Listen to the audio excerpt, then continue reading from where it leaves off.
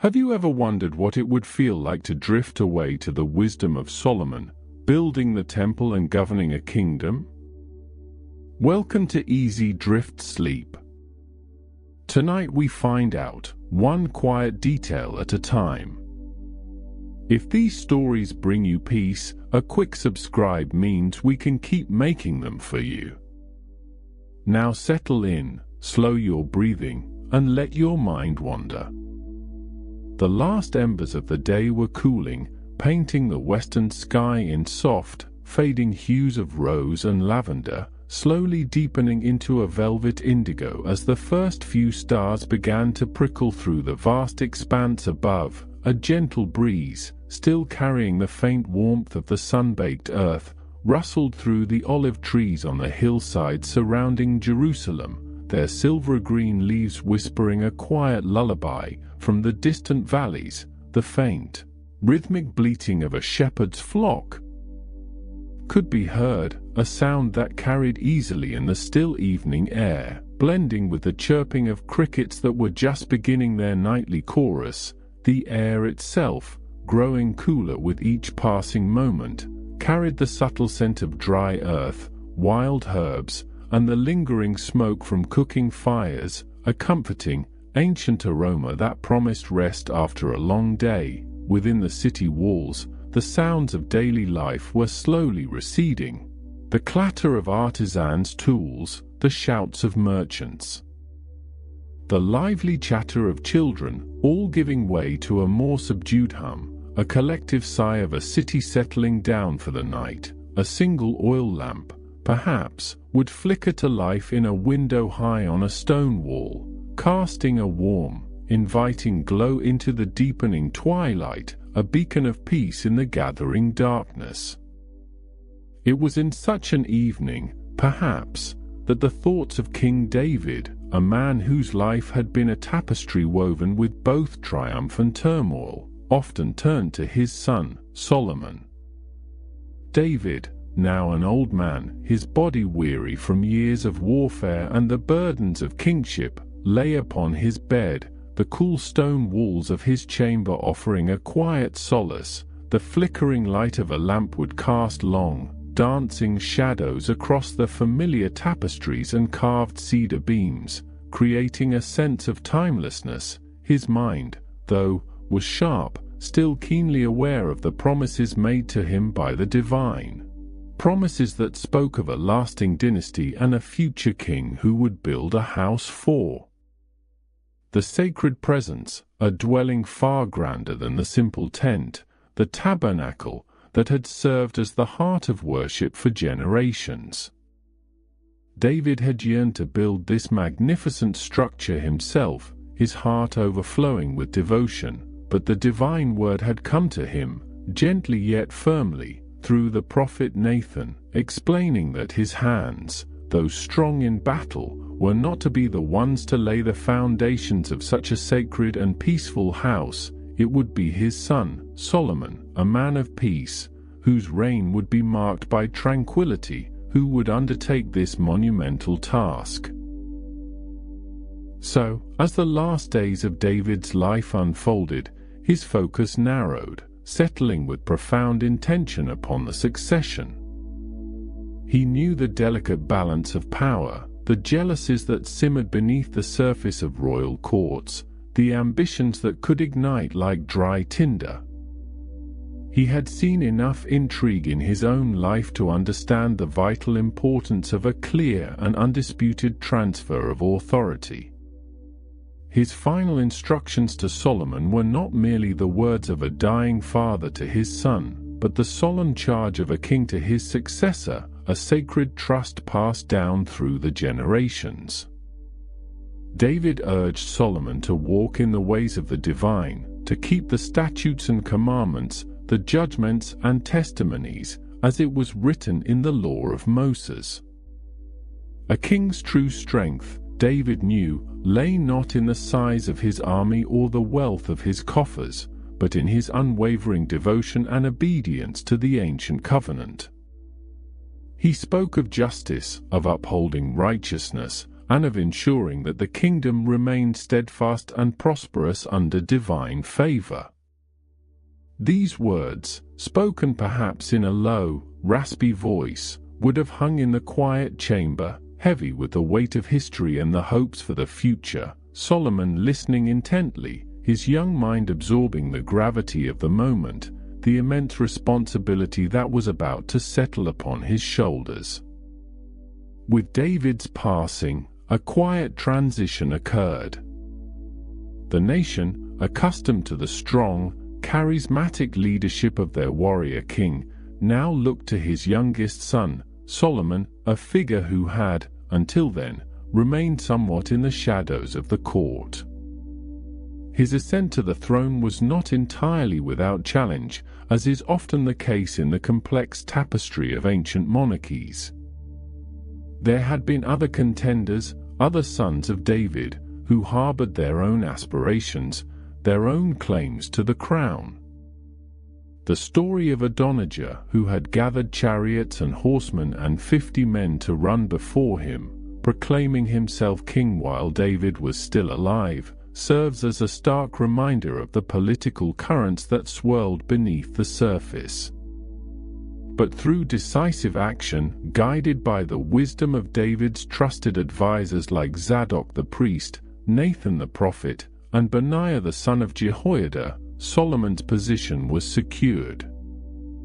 He was anointed king, a sacred ritual performed at Gihon, a spring just outside the city walls, where the cool, life-giving water flowed, symbolizing the fresh start of a new reign. The sound of the trumpet, echoing through the Kidron Valley, and the joyous shouts of long-live King Solomon would have resonated through the ancient hills, carrying the news of the new sovereign to every corner of Jerusalem, a sound of both celebration and firm establishment. Once firmly seated on the throne, Solomon faced the daunting task of governing a kingdom that stretched from the river of Egypt to the great river Euphrates, a vast and diverse land acquired and consolidated by his father's military prowess. It was a kingdom rich in resources, strategically located at the crossroads of ancient trade routes, but also one that required careful management, astute diplomacy, and, above all, wisdom. Solomon, though young, understood the immensity of the task. He knew that the legacy of his father, the stability of the nation, and the fulfillment of the divine promises rested squarely upon his shoulders. It was not merely about maintaining power, but about fostering peace, ensuring justice, and guiding his people in a way that honored the sacred covenant. His early actions demonstrated a shrewd understanding of politics and a firm hand in consolidating his rule, dealing with lingering threats and ensuring loyalty. But it was a deeper, more profound need that stirred within him, a realization that earthly power alone was insufficient for the sacred trust he had been given. This deep understanding led Solomon to Gibeon, a place of ancient significance, where the great high place was located. High places, scattered throughout the land, were sites of worship, often on elevated ground, where altars had been erected for centuries. The tabernacle, the portable sanctuary constructed during the wilderness wanderings, was also there at Gibeon at that time, a tangible link to the Exodus and the giving of the law. It was a place of solemn reverence, where the presence of the divine was felt most keenly. Solomon traveled there, not with a retinue of warriors, but with a humble heart, seeking guidance. He offered 1,000 burnt offerings upon the bronze altar, a truly immense sacrifice, the smoke rising in thick, fragrant plumes towards the heavens, a profound act of devotion and supplication. The air would have been thick with the scent of burning fat and wood, the crackling of the flames a rhythmic counterpoint to the hushed prayers of the priests and the king. It was an act that spoke volumes of his earnest desire to govern justly and wisely.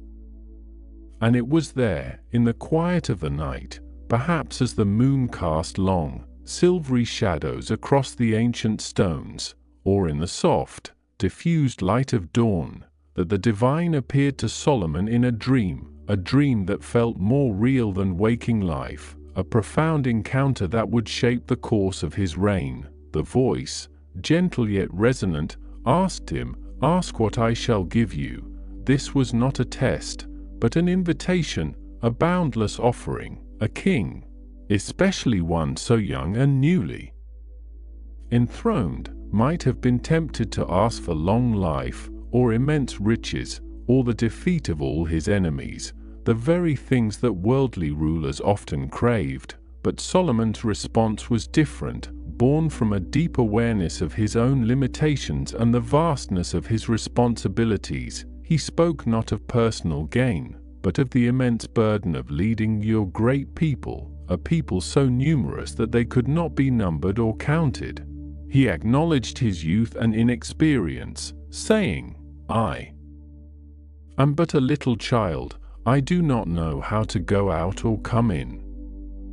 Then, with a humility that belied his royal status, he uttered his profound request, "Give your servant therefore an understanding heart to judge your people, that I may discern between good and evil, for who is able to judge this great people of yours?" The words would have been spoken with a quiet earnestness, a genuine plea for the tools necessary to fulfill his sacred duty. He wasn't asking for knowledge in the academic sense, but for chokmah, a practical, discerning wisdom, an ability to understand the nuances of human nature, to see through deception, to weigh competing claims, and to render judgments that were just and equitable. He sought the capacity to govern with insight, to lead with integrity, to truly serve the people entrusted to his care. This request, so selfless and focused on the well-being of others, pleased the divine. It revealed a heart aligned with divine purpose. A king who understood that true power lay in righteous leadership, not in personal aggrandizement. The divine response was immediate and overflowing with grace, because Solomon had asked for this wisdom, and not for long life, or riches, or the lives of his enemies. He was granted not only what he asked for, but also what he did not. "Behold, I have given you a wise and discerning mind, so that there has not been anyone like you before you, nor shall any like you arise after you." And then, the additional blessings. "I have also given you what you have not asked, both riches and honor, so that there shall not be any among the kings like you all your days," a promise of unparalleled prosperity and renown, a reign that would shine brightly in the annals of history. And finally, a conditional promise, a reminder of the covenant, "And if you walk in my ways, keeping my statutes and my commandments, as your father David walked, then I will lengthen your days." The dream faded, leaving Solomon with a profound sense of awe and a renewed determination. He awoke, his mind clear, his spirit invigorated, knowing that he had been blessed with an extraordinary gift, a divine endowment that would guide his every decision. He returned to Jerusalem, the city now bathed in the soft glow of morning, and stood before the Ark of the Covenant, the most sacred object in Israel, and offered more burnt offerings and peace offerings, and made a feast for all his servants, a celebration of gratitude and a quiet declaration of his new, divinely appointed wisdom. The fame of Solomon's wisdom quickly spread throughout the land and beyond, not just through pronouncements, but through tangible demonstrations. One of the earliest and most celebrated examples, a story that would be told and retold for generations, illustrating the very essence of his discerning heart, involved two women, both living in the same house, who came before him with a heart-wrenching dispute.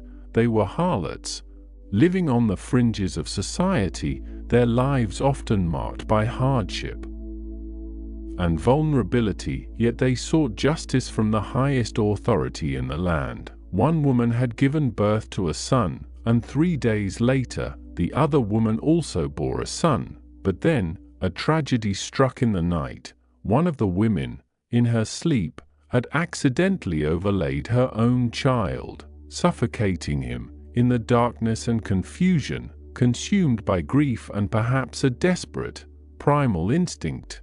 She had then secretly exchanged the dead child for the living one, placing her deceased infant beside the sleeping mother and taking the healthy baby for herself. In the morning, the mother of the living child awoke to find a dead infant beside her. Her heart would have plummeted with a crushing weight, a mother's worst nightmare. But as she looked more closely, in the dim light of the early morning, a chilling realization began to dawn. This was not her son. The features were wrong, the tiny body unfamiliar. She knew, with an undeniable certainty that only a mother can possess, that this was not the child she had borne.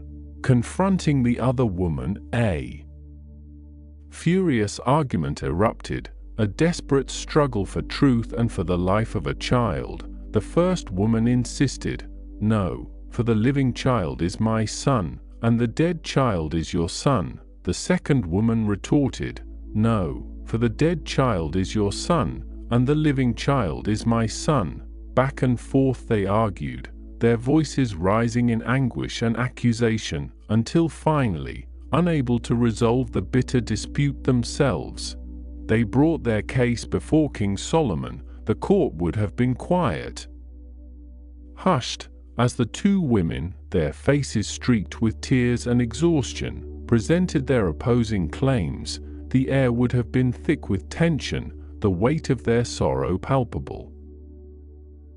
Solomon listened patiently, his gaze steady, observing every nuance of their expressions, every tremor in their voices. There were no witnesses to the exchange, no physical evidence to definitively prove either claim. It was a classic dilemma, a tangle of conflicting testimonies where the truth seemed hopelessly obscured. The wisdom he had been granted was now put to its ultimate test. He pondered the situation, his mind sifting through the layers of grief, desperation, and deceit. Then a sudden, unexpected command, delivered with calm authority, cut through the silence of the court. "Bring me a sword." A gasp might have rippled through the onlookers. A sword, in a dispute over a child? What could the king possibly intend? The heavy, gleaming blade would have been brought before him, its polished surface reflecting the light of the chamber. Solomon's voice, even and unhurried, then issued the chilling decree: divide the living child in two, and give half to the one and half to the other. The reaction was instantaneous and starkly revealing. The true mother, her heart pierced by the very thought of such an atrocity, cried out in agony, her voice filled with a desperate plea, "Oh, my lord, give her the living child, and by no means kill him." Her love, her maternal instinct, was so profound that she would rather give up her child to another than see him harmed. She would endure the pain of separation, the heartbreak of loss, if only her son might live. The other woman, however, her face hardening, responded with chilling indifference, "He shall be neither mine nor yours. Divide him." Her words betrayed a lack of genuine affection, a cold calculation, a willingness to see the child destroyed rather than concede defeat. The contrast between the two women's reactions was stark, illuminating the truth with an undeniable clarity.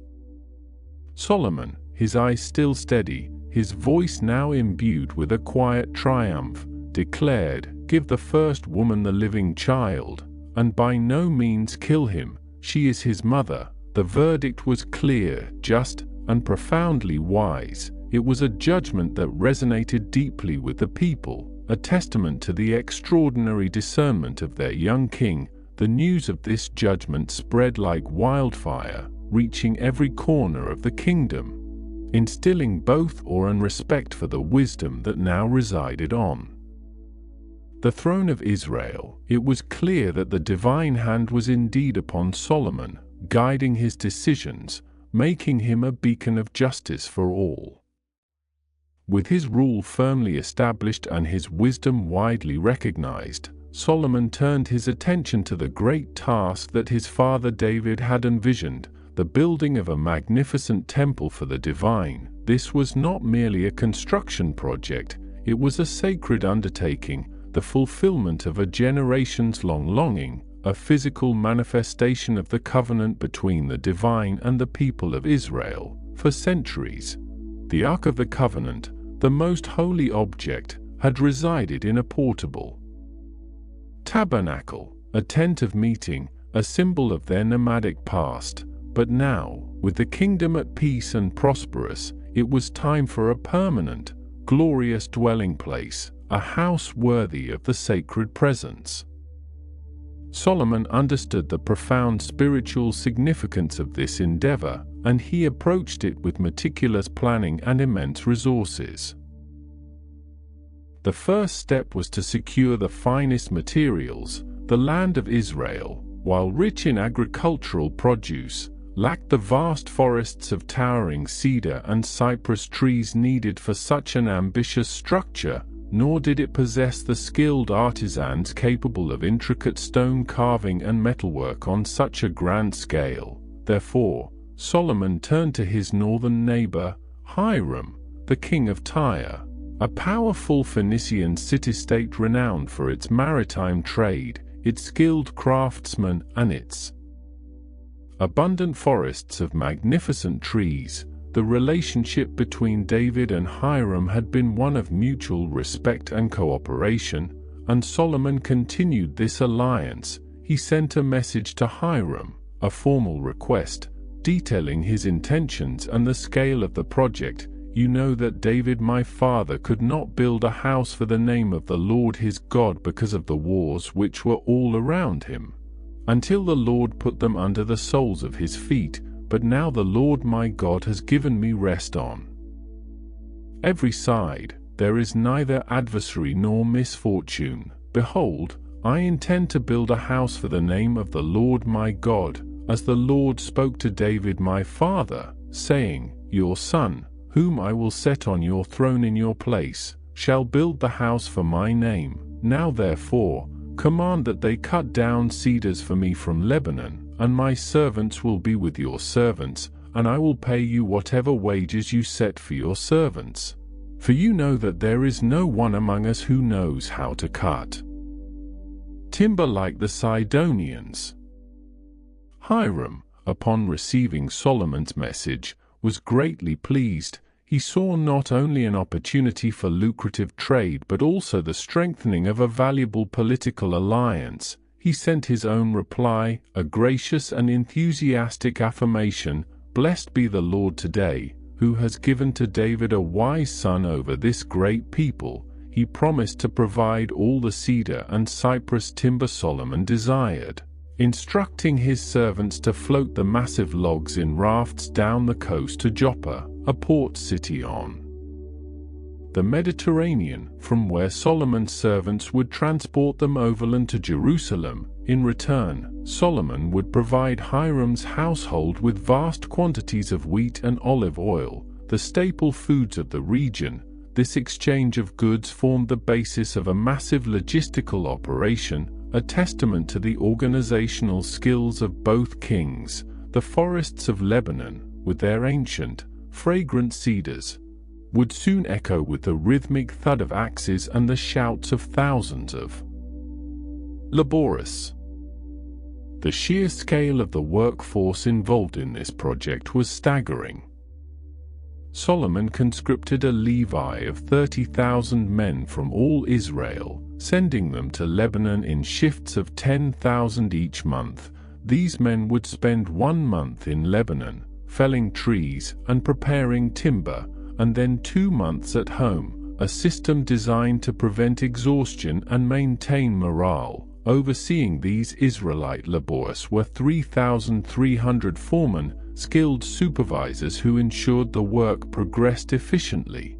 In addition to this, there were 70,000 burden bearers and 80,000 stonecutters in the hills, quarrying the massive blocks of limestone that would form the foundation and walls of the temple. These stonecutters, many of them Canaanites, the descendants of the original inhabitants of the land, were skilled artisans, shaping the rough stone into precise, smooth blocks. The sound of hammers and chisels would have reverberated through the valleys surrounding Jerusalem, a constant, industrious hum that signaled the magnitude of the undertaking. The air would have been thick with the dust of stone and the scent of freshly cut timber, a symphony of construction.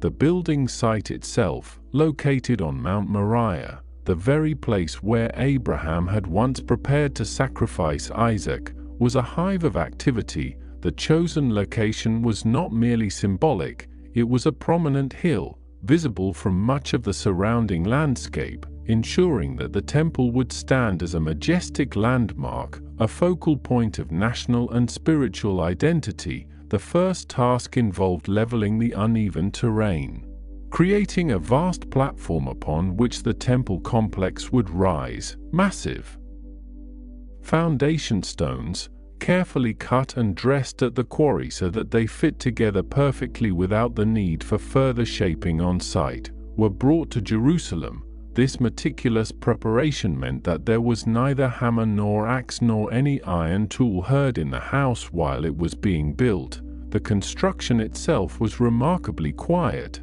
a testament to the precision and foresight of the builders, creating an atmosphere of reverence even during the most arduous phases of construction. The stones, some of them of immense size, would have been moved into place using ramps, rollers, and sheer human strength, a slow, methodical process that required immense coordination and patience. The temple itself was designed to be a masterpiece of ancient architecture, a fusion of Phoenician craftsmanship and Israelite spiritual symbolism. Its dimensions were carefully prescribed, reflecting a sacred geometry. The main structure was 60 cubits long, 20 cubits wide, and 30 cubits high, with a porch extending 20 cubits across the front. A cubit, an ancient unit of measurement, was roughly the length of a forearm, approximately 18 inches.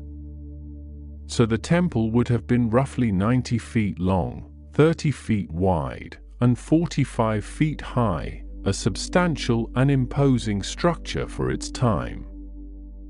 It was constructed primarily of finely dressed stone, but the interior was a marvel of wood and gold. The walls were lined with cedar panels, intricately carved with gourds and open flowers, creating a rich, aromatic tapestry of natural beauty. The floor was made of cypress wood, polished to a smooth sheen, reflecting the soft light that filtered in. And then, the gold, everywhere, the purest gold. The entire interior, from floor to ceiling, was overlaid with gold, creating a breathtaking spectacle of shimmering light and profound richness.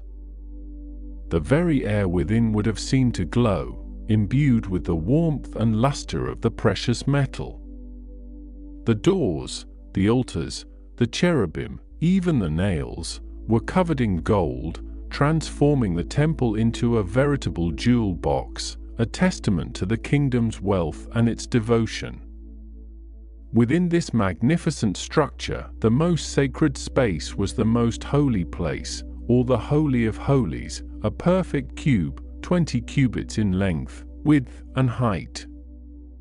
This inner sanctuary was separated from the main hall by a veil and cedar doors, also overlaid with gold.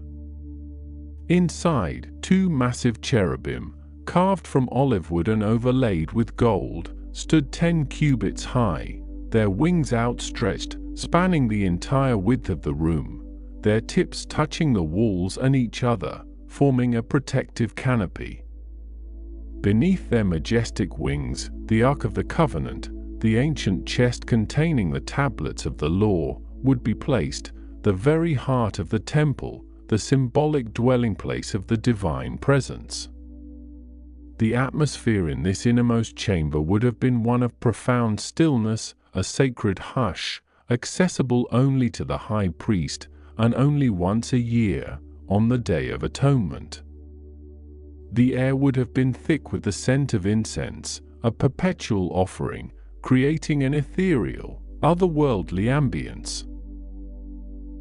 The construction of the temple was an undertaking of immense duration, 7 years in total, 7 years of ceaseless labor, of meticulous craftsmanship, of unwavering dedication. The seasons would have cycled through, from the hot, dusty summers to the cool, rainy winters, yet the work continued, day after day, year after year. The sounds of construction, though muted at the site itself, would have been a constant backdrop to life in Jerusalem, a rhythmic reminder of the great national project.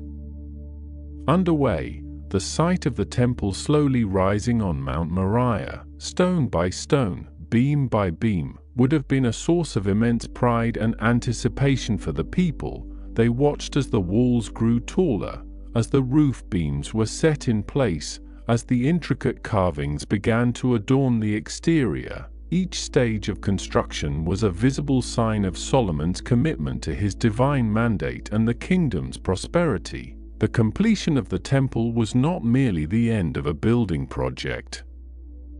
It was the dawn of a new era, a symbol of Israel's established identity and its unique relationship with the divine.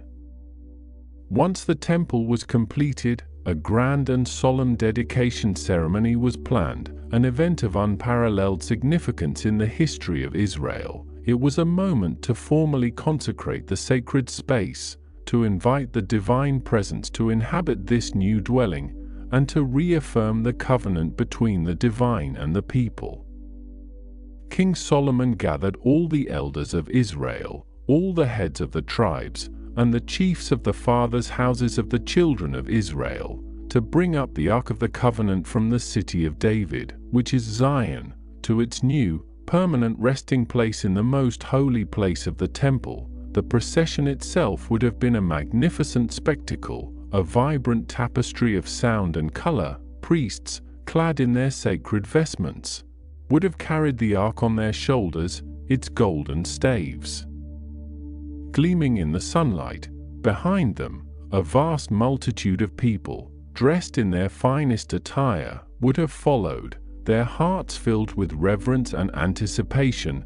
The air would have been filled with the joyous sounds of trumpets, cymbals, and harps, the rhythmic beat of drums, and the collective voices of thousands singing psalms of praise and thanksgiving. The scent of incense would have wafted through the streets, mingling with the aroma of sacrificial offerings, creating an atmosphere of profound spiritual intensity.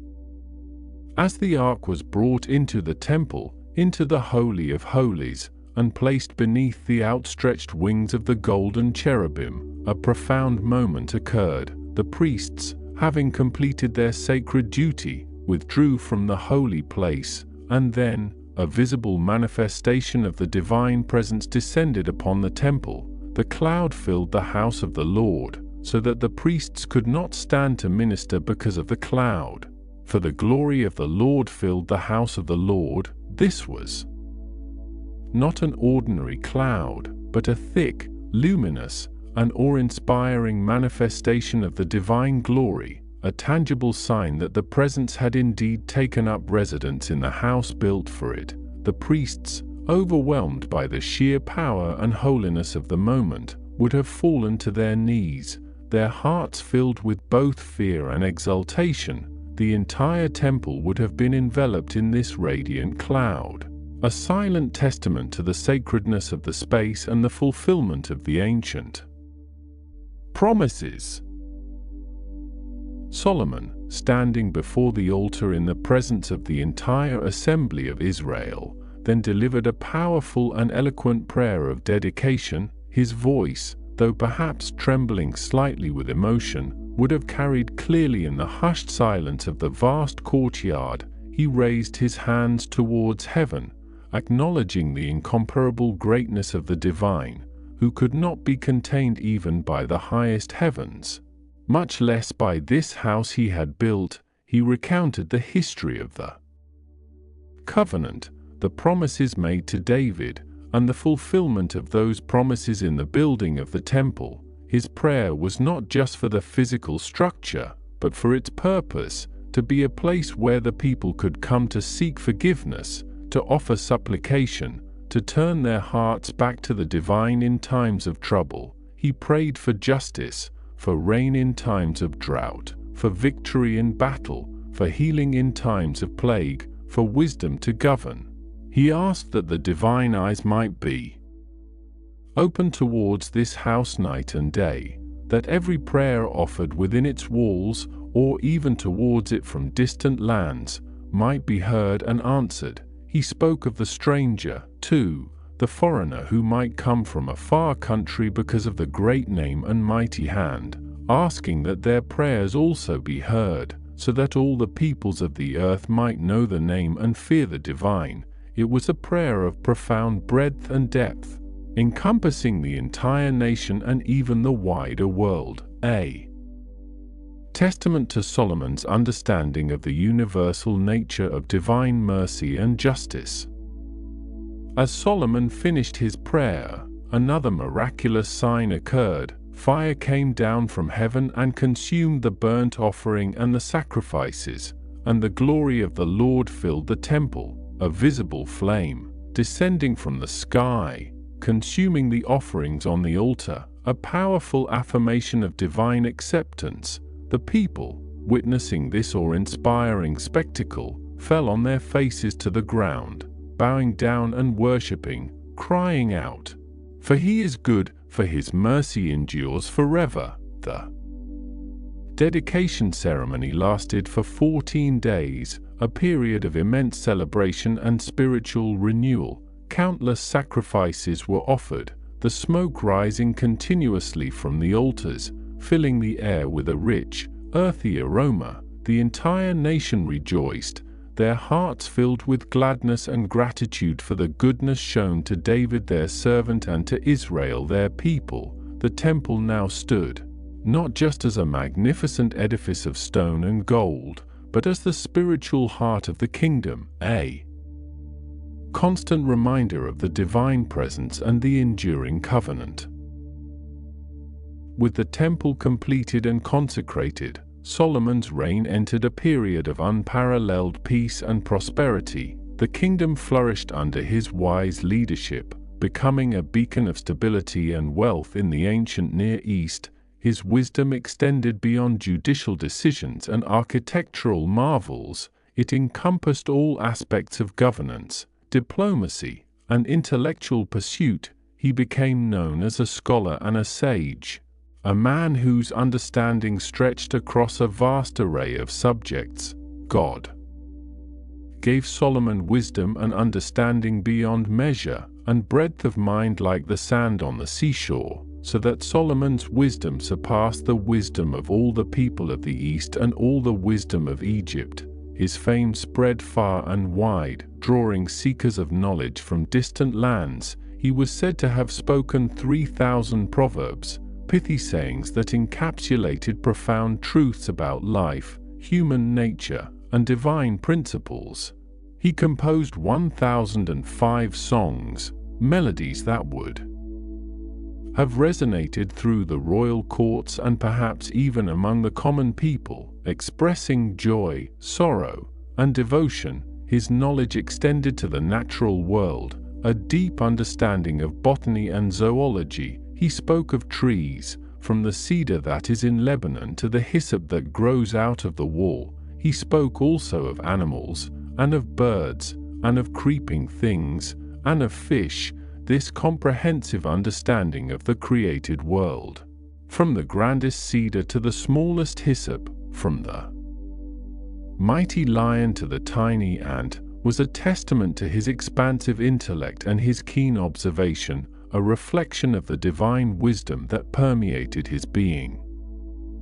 Kings and queens from all over the known world sent envoys to hear his wisdom and to witness the splendor of his kingdom. They brought with them gifts of gold, silver, precious stones, spices, and exotic animals. Eager to gain insight from this legendary ruler, the flow of tribute and trade transformed Jerusalem into a glittering metropolis, a center of commerce and culture.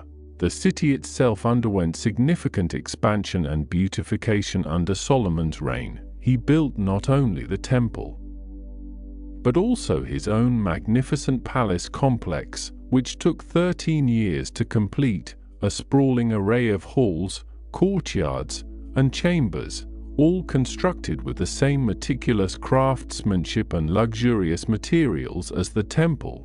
One notable structure within the palace complex was the House of the Forest of Lebanon, so named because of its many cedar pillars, reminiscent of a dense forest. This grand hall served as a royal armory and treasury, its vastness and strength reflecting the power and security of the kingdom. He also built the Hall of Pillars and the Hall of the Throne, where he would sit to administer justice, a throne of ivory overlaid with pure gold, flanked by 12 lions, a symbol of his authority and majesty. The very air around the palace would have carried the scent of cedar, beeswax, and the subtle perfume of exotic flowers from the royal gardens. The sounds within would have been the soft rustle of silk, the gentle murmur of courtiers, and the occasional chime of a distant bell. Solomon also fortified many cities throughout his kingdom, strategically located at key trade routes and borderlands. Cities like Hazor, Megiddo, and Gezer were rebuilt with strong walls, impressive gates, and store cities to house provisions and chariots. These fortifications not only protected the kingdom from external threats but also served as administrative centers, facilitating governance and trade. He established a powerful chariot army, a formidable military force that utilized the latest technology of the age. Chariots, often drawn by 2 horses and carrying 2 or 3 soldiers, were the tanks of the ancient world, capable of swift movement and devastating impact on the battlefield.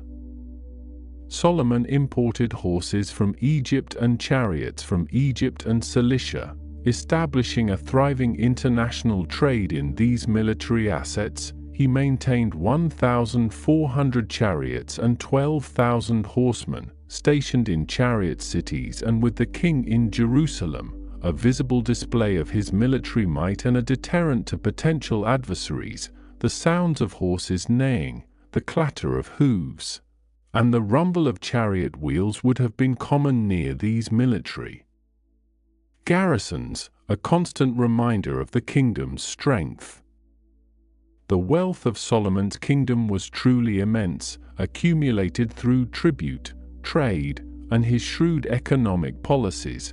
The annual revenue of gold that came to Solomon amounted to 666 talents of gold, an astronomical sum for the time, equivalent to many tons of pure gold. This did not include the revenue from merchants, traders, and the kings of Arabia, or the governors of the land. Silver was so abundant in Jerusalem during his reign that it was considered as nothing, a common metal, while gold was used for even the most mundane items. All of King Solomon's drinking vessels were of gold, and all the vessels of the House of the Forest of Lebanon were of pure gold. None were of silver, for silver was not considered valuable in the days of Solomon. His merchant fleet, sailing the seas with the ships of Hiram, brought back exotic goods from distant lands: gold, silver, ivory, apes, and peacocks. The port of Ezion-Geber, on the Red Sea, would have been a bustling hub of maritime activity, the air thick with the smell of salt, tar, and exotic spices, the sounds of sailors shouting, ropes creaking, and the rhythmic lapping of waves against wooden hulls. the markets of Jerusalem would have overflowed with goods from every corner of the known world, a vibrant tapestry of sights, sounds, and aromas, a testament to the kingdom's prosperity and its far-reaching influence. One of the most famous visitors to Solomon's court was the Queen of Sheba.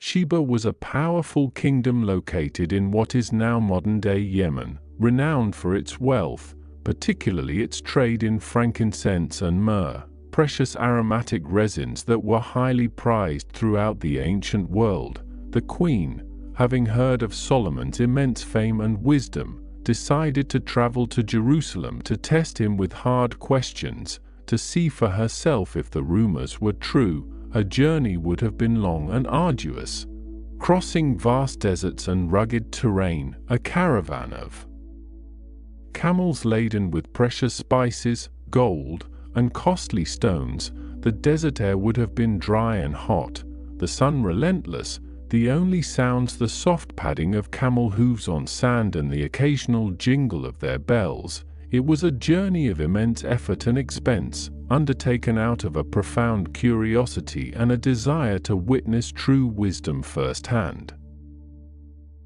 Upon her arrival in Jerusalem, the Queen of Sheba was utterly overwhelmed. She saw the grandeur of the temple, the splendor of Solomon's palace, the exquisite craftsmanship of every detail. She observed the order of his court, the efficiency of his servants, the fine array of food on his table, the rich garments of his attendants, and the seamless flow of offerings in the temple. Her eyes would have widened in astonishment, taking in the sheer scale and beauty of everything around her. She questioned Solomon about everything that was on her mind, presenting him with her most challenging riddles and philosophical inquiries, and Solomon answered all her questions, leaving nothing hidden from her. His responses were not just intellectually satisfying but also deeply insightful, revealing a profound understanding of life, governance, and the divine. She saw that his wisdom was not merely theoretical but practical,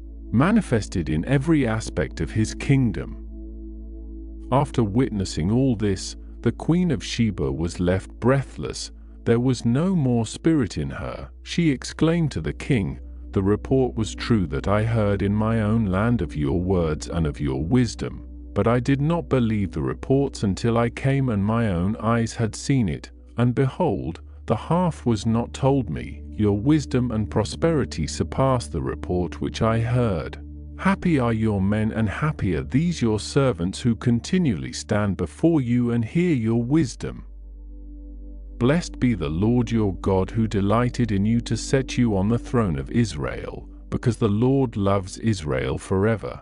Therefore he made you king, to do justice and righteousness." Her words were a sincere acknowledgement of his extraordinary gifts and the divine favor upon him. She then presented Solomon with a lavish array of gifts, 120 talents of gold, an immense quantity of spices, and precious stones, a treasure beyond measure.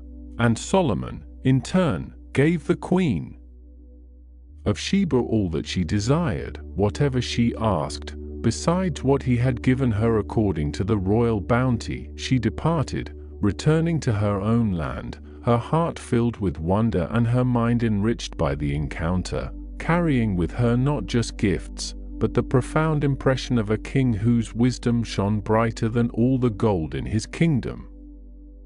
Solomon's wisdom was not only for grand pronouncements and international diplomacy, it also permeated the daily administration of justice within his kingdom. He established a sophisticated legal system, with judges appointed throughout the land, but the ultimate court of appeal remained the king himself. People from all walks of life, from the highest noble to the humblest farmer, could bring their disputes before him, confident that they would receive a fair and discerning hearing. The court would have been a place of solemnity, the air hushed as petitioners presented their cases, their voices often trembling with anxiety or hope. Solomon's ability to listen intently, to ask probing questions, and to see through deception allowed him to render judgments that were not merely legally sound but also deeply equitable, reflecting a profound understanding of human nature and the complexities of life. His judgments fostered a sense of security and trust among his people, knowing that their king was truly a shepherd of justice. The sounds of the court would have been the measured tones of the king, the hushed whispers of scribes, and the occasional rustle of parchment, all contributing to an atmosphere of thoughtful deliberation. The peace and prosperity of Solomon's reign allowed for an explosion of cultural and intellectual activity. Scribes diligently copied and preserved ancient texts, poets composed new songs, and scholars delved into the mysteries of the natural world.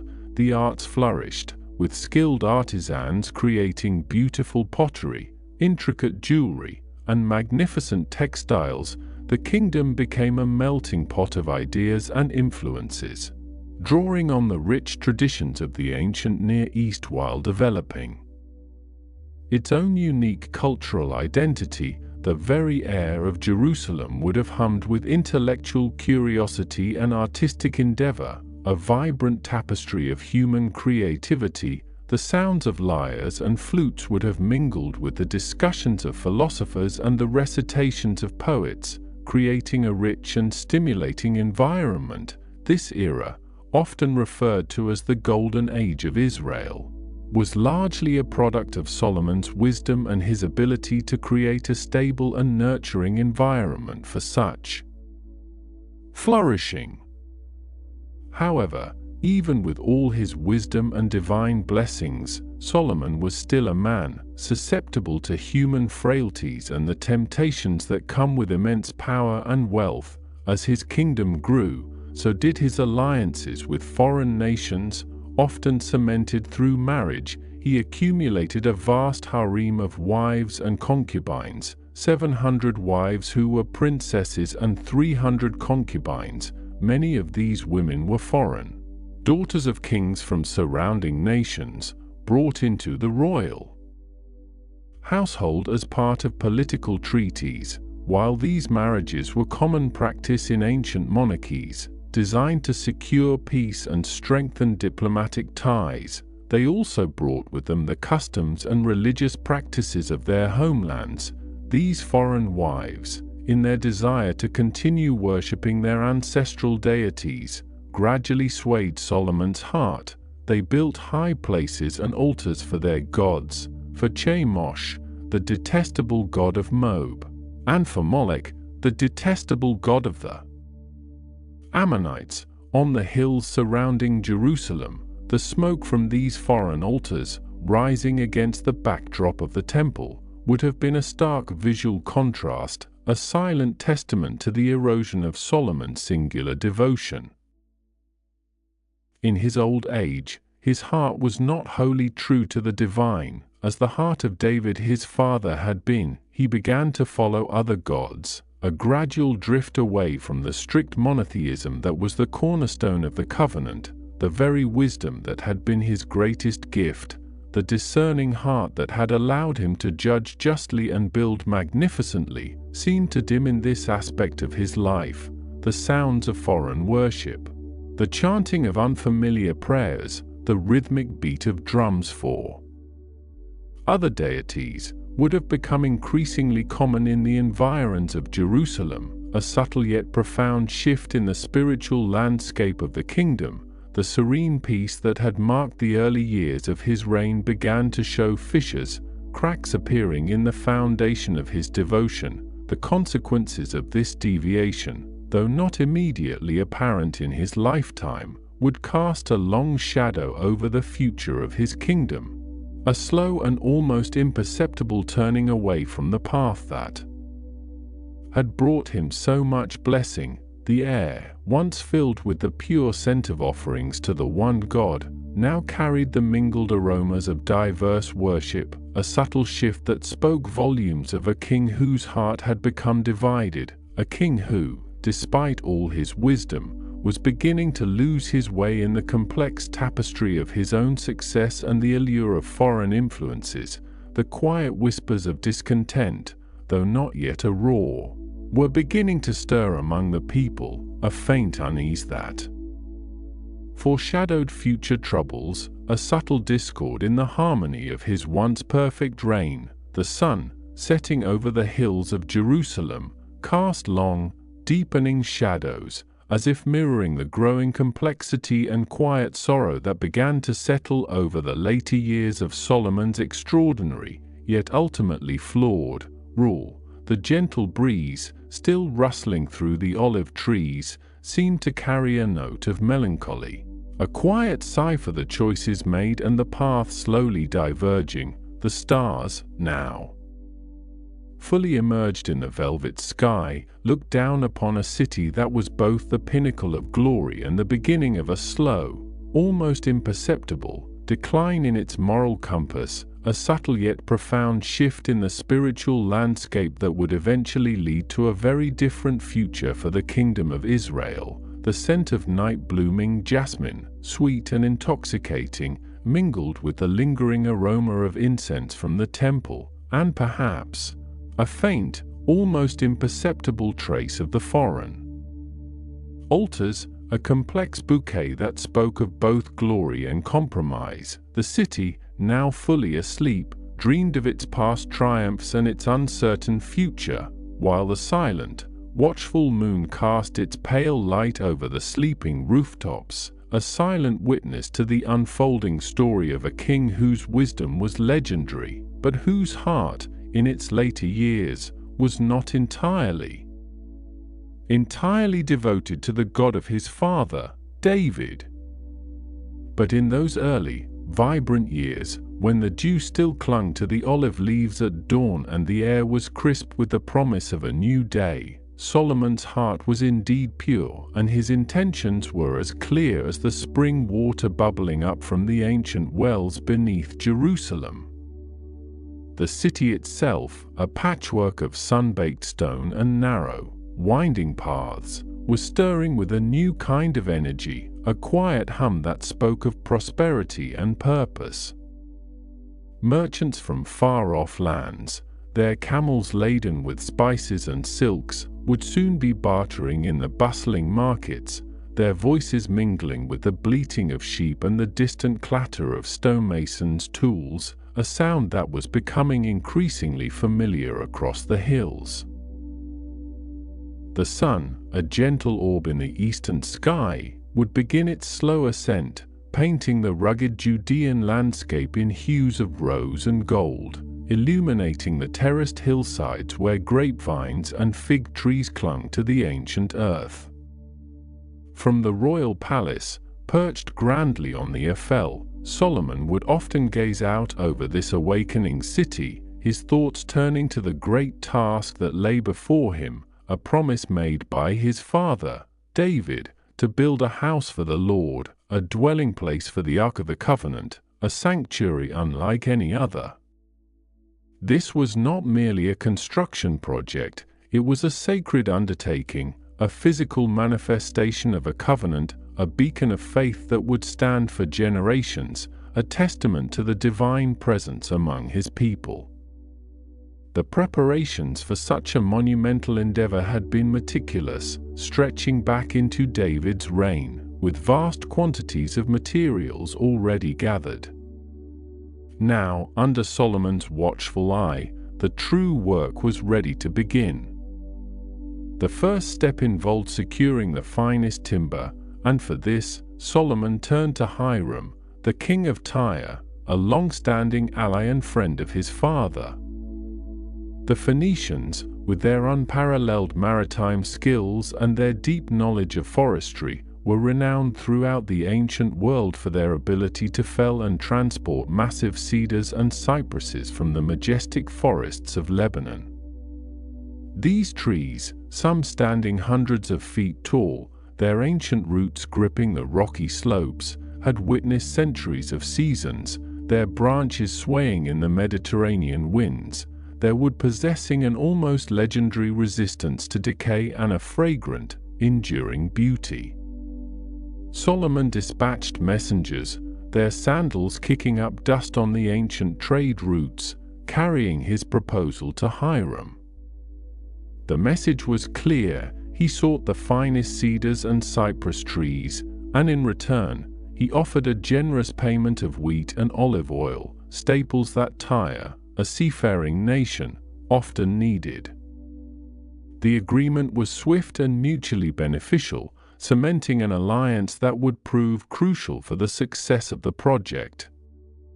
Soon, the sounds of axes would echo through the Lebanese mountains, a rhythmic, powerful thud that reverberated through the valleys, as thousands of skilled Phoenician and Israelite laborers began the arduous task of felling the colossal trees.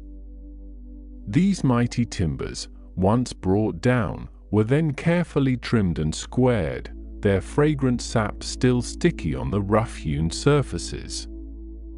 They were then transported down the steep mountain slopes, a monumental feat of engineering and brute strength, often lashed together and slid over specially prepared tracks, groaning and scraping against the earth.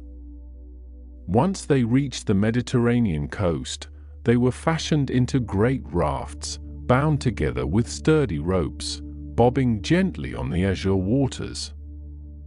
The Phoenician sailors, with their sun-weathered faces and calloused hands, would then navigate these rafts southward along the shimmering coastline, past ancient fishing villages and rocky coves, until they reached the port of Joppa. From there, the massive logs, each one a small fortune in itself, would be painstakingly hauled overland, a journey of many days, up the winding roads and through the dusty valleys, towards the waiting construction site in Jerusalem. The sight of these immense timbers, slowly making their way through the landscape, drawn by teams of oxen and countless laborers, must have been a spectacle, a visible sign of the king's immense power and the divine favor resting upon his kingdom. But timber was only one component. The temple was to be built of stone, and not just any stone, but massive, carefully quarried blocks, precisely cut and dressed. The quarries around Jerusalem, ancient veins of limestone running deep beneath the hills, became a hive of activity.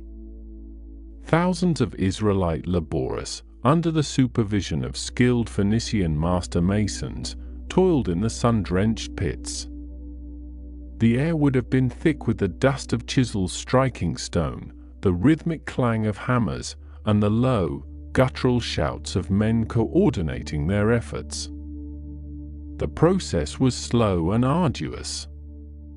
First, the stone had to be carefully selected, then marked, and then slowly, painstakingly, separated from the bedrock using wedges and levers. Once freed, these immense blocks, some weighing many tons, were then meticulously shaped and smoothed, often directly at the quarry site, so that when they arrived in Jerusalem, they would fit together seamlessly, without the need for iron tools to be used on the holy ground of the Temple Mount itself. This was a detail of profound spiritual significance, ensuring that the sacred space remained untouched by the sounds of conflict or the instruments of war. The sheer scale of the workforce was staggering. Solomon conscripted a vast number of laborers, a blend of Israelites and resident foreigners, organized into rotating shifts to ensure continuous progress.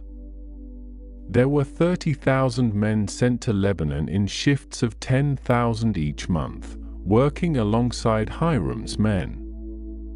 Then there were 80,000 stonecutters in the hills, and 70,000 porters, carrying the heavy materials. Overseeing this immense operation were 3,300 foremen, a complex hierarchy of management that spoke to Solomon's organizational genius. The logistics alone, feeding and housing such a multitude, coordinating their efforts, and ensuring a steady supply of materials, were a testament to the kingdom's administrative capacity and Solomon's astute leadership. The chosen site for the temple was Mount Moriah, a place already steeped in sacred history, where Abraham had once prepared to offer Isaac, a place where David had built an altar after the plague. It was a prominent ridge, overlooking the Kidron Valley, a spot that would allow the temple to stand as a majestic landmark, visible from miles around, a constant reminder of God's presence. The ground had to be carefully prepared, leveled, and reinforced, a massive undertaking in itself, involving the construction of retaining walls and the movement of countless tons of earth and rock. As the foundation stones were laid, massive blocks of finely cut stone, resting firmly on the prepared bedrock, a sense of awe began to settle over the city. The temple was not just a building, it was a symbol, a physical representation of the covenant between God and Israel, a place where the divine presence would dwell among his people. The air around the construction site, even amidst the dust and noise, must have felt charged with a profound sense of purpose, a collective endeavor unlike any other in their history. The construction proceeded with remarkable precision and speed, a testament to the skill of the craftsmen and the efficiency of Solomon's organization. For 7 years, the work continued, day after day, through the changing seasons. The hot, dry summers, when the sun beat down mercilessly, giving way to the cooler, sometimes rainy winters, when the air was sharp and the stones felt icy to the touch. Yet, the work pressed on. The walls slowly rose, layer by layer, each stone meticulously fitted, each joint almost invisible, creating a structure of immense strength and beauty. The inner sanctuary, the Holy of Holies, was fashioned from the finest cedar, overlaid with pure gold, its walls carved with cherubim, palm trees, and open flowers, intricate patterns that would shimmer and gleam in the soft lamplight. The scent of cedar, mingled with the metallic tang of gold and the earthy smell of stone, would have permeated the air within the growing structure. The temple's design, as described in the ancient texts, was a masterpiece of ancient Near Eastern architecture, incorporating elements that spoke to both divine majesty and human craftsmanship. It was a rectangular building, divided into 3 main sections: the Ulam, or porch, the Hekel, or holy place, and the Debir, or holy of holies. The dimensions were precise, dictated by divine instruction, creating a harmonious and sacred space. The outer courts, vast and spacious, provided room for the multitudes to gather, to offer sacrifices, and to worship. Within the temple, the craftsmanship reached its zenith. Hiram of Tyre, a master bronze worker, was commissioned to create the elaborate bronze furnishings.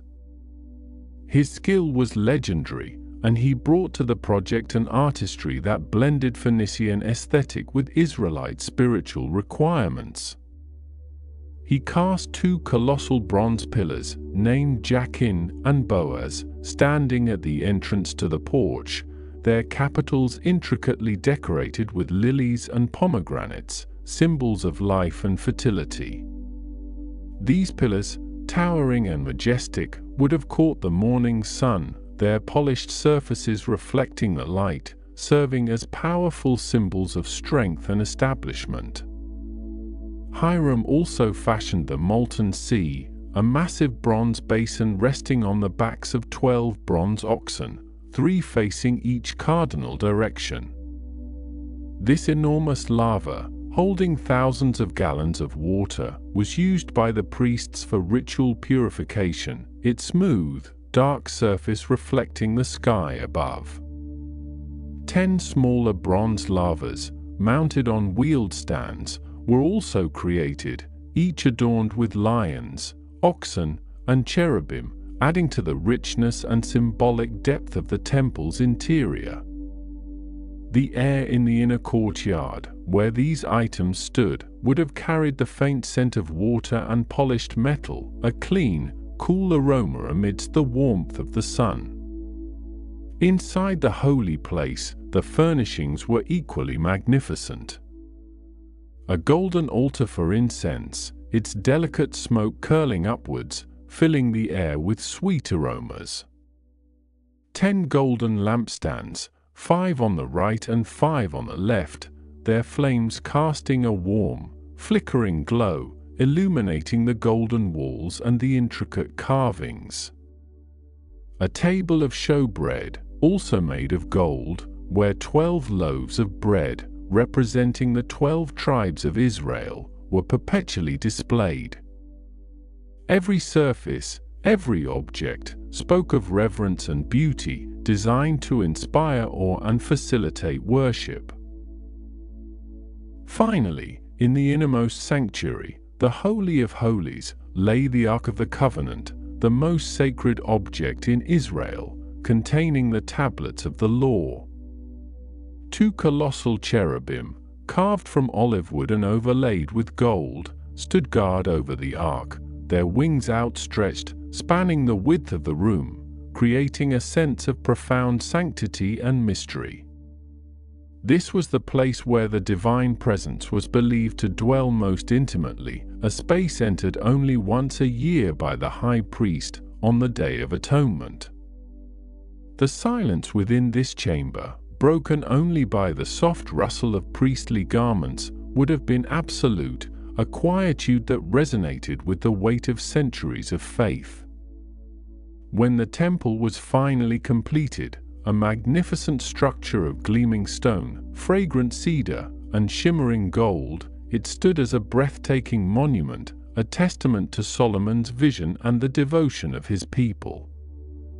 The dedication ceremony was an event of unparalleled grandeur, drawing vast crowds from every corner of the kingdom. The air would have been thick with the scent of burning incense and sacrificial offerings, the joyous shouts of the multitude, and the soaring melodies of the Levites' trumpets and cymbals, their voices raised in hymns of praise.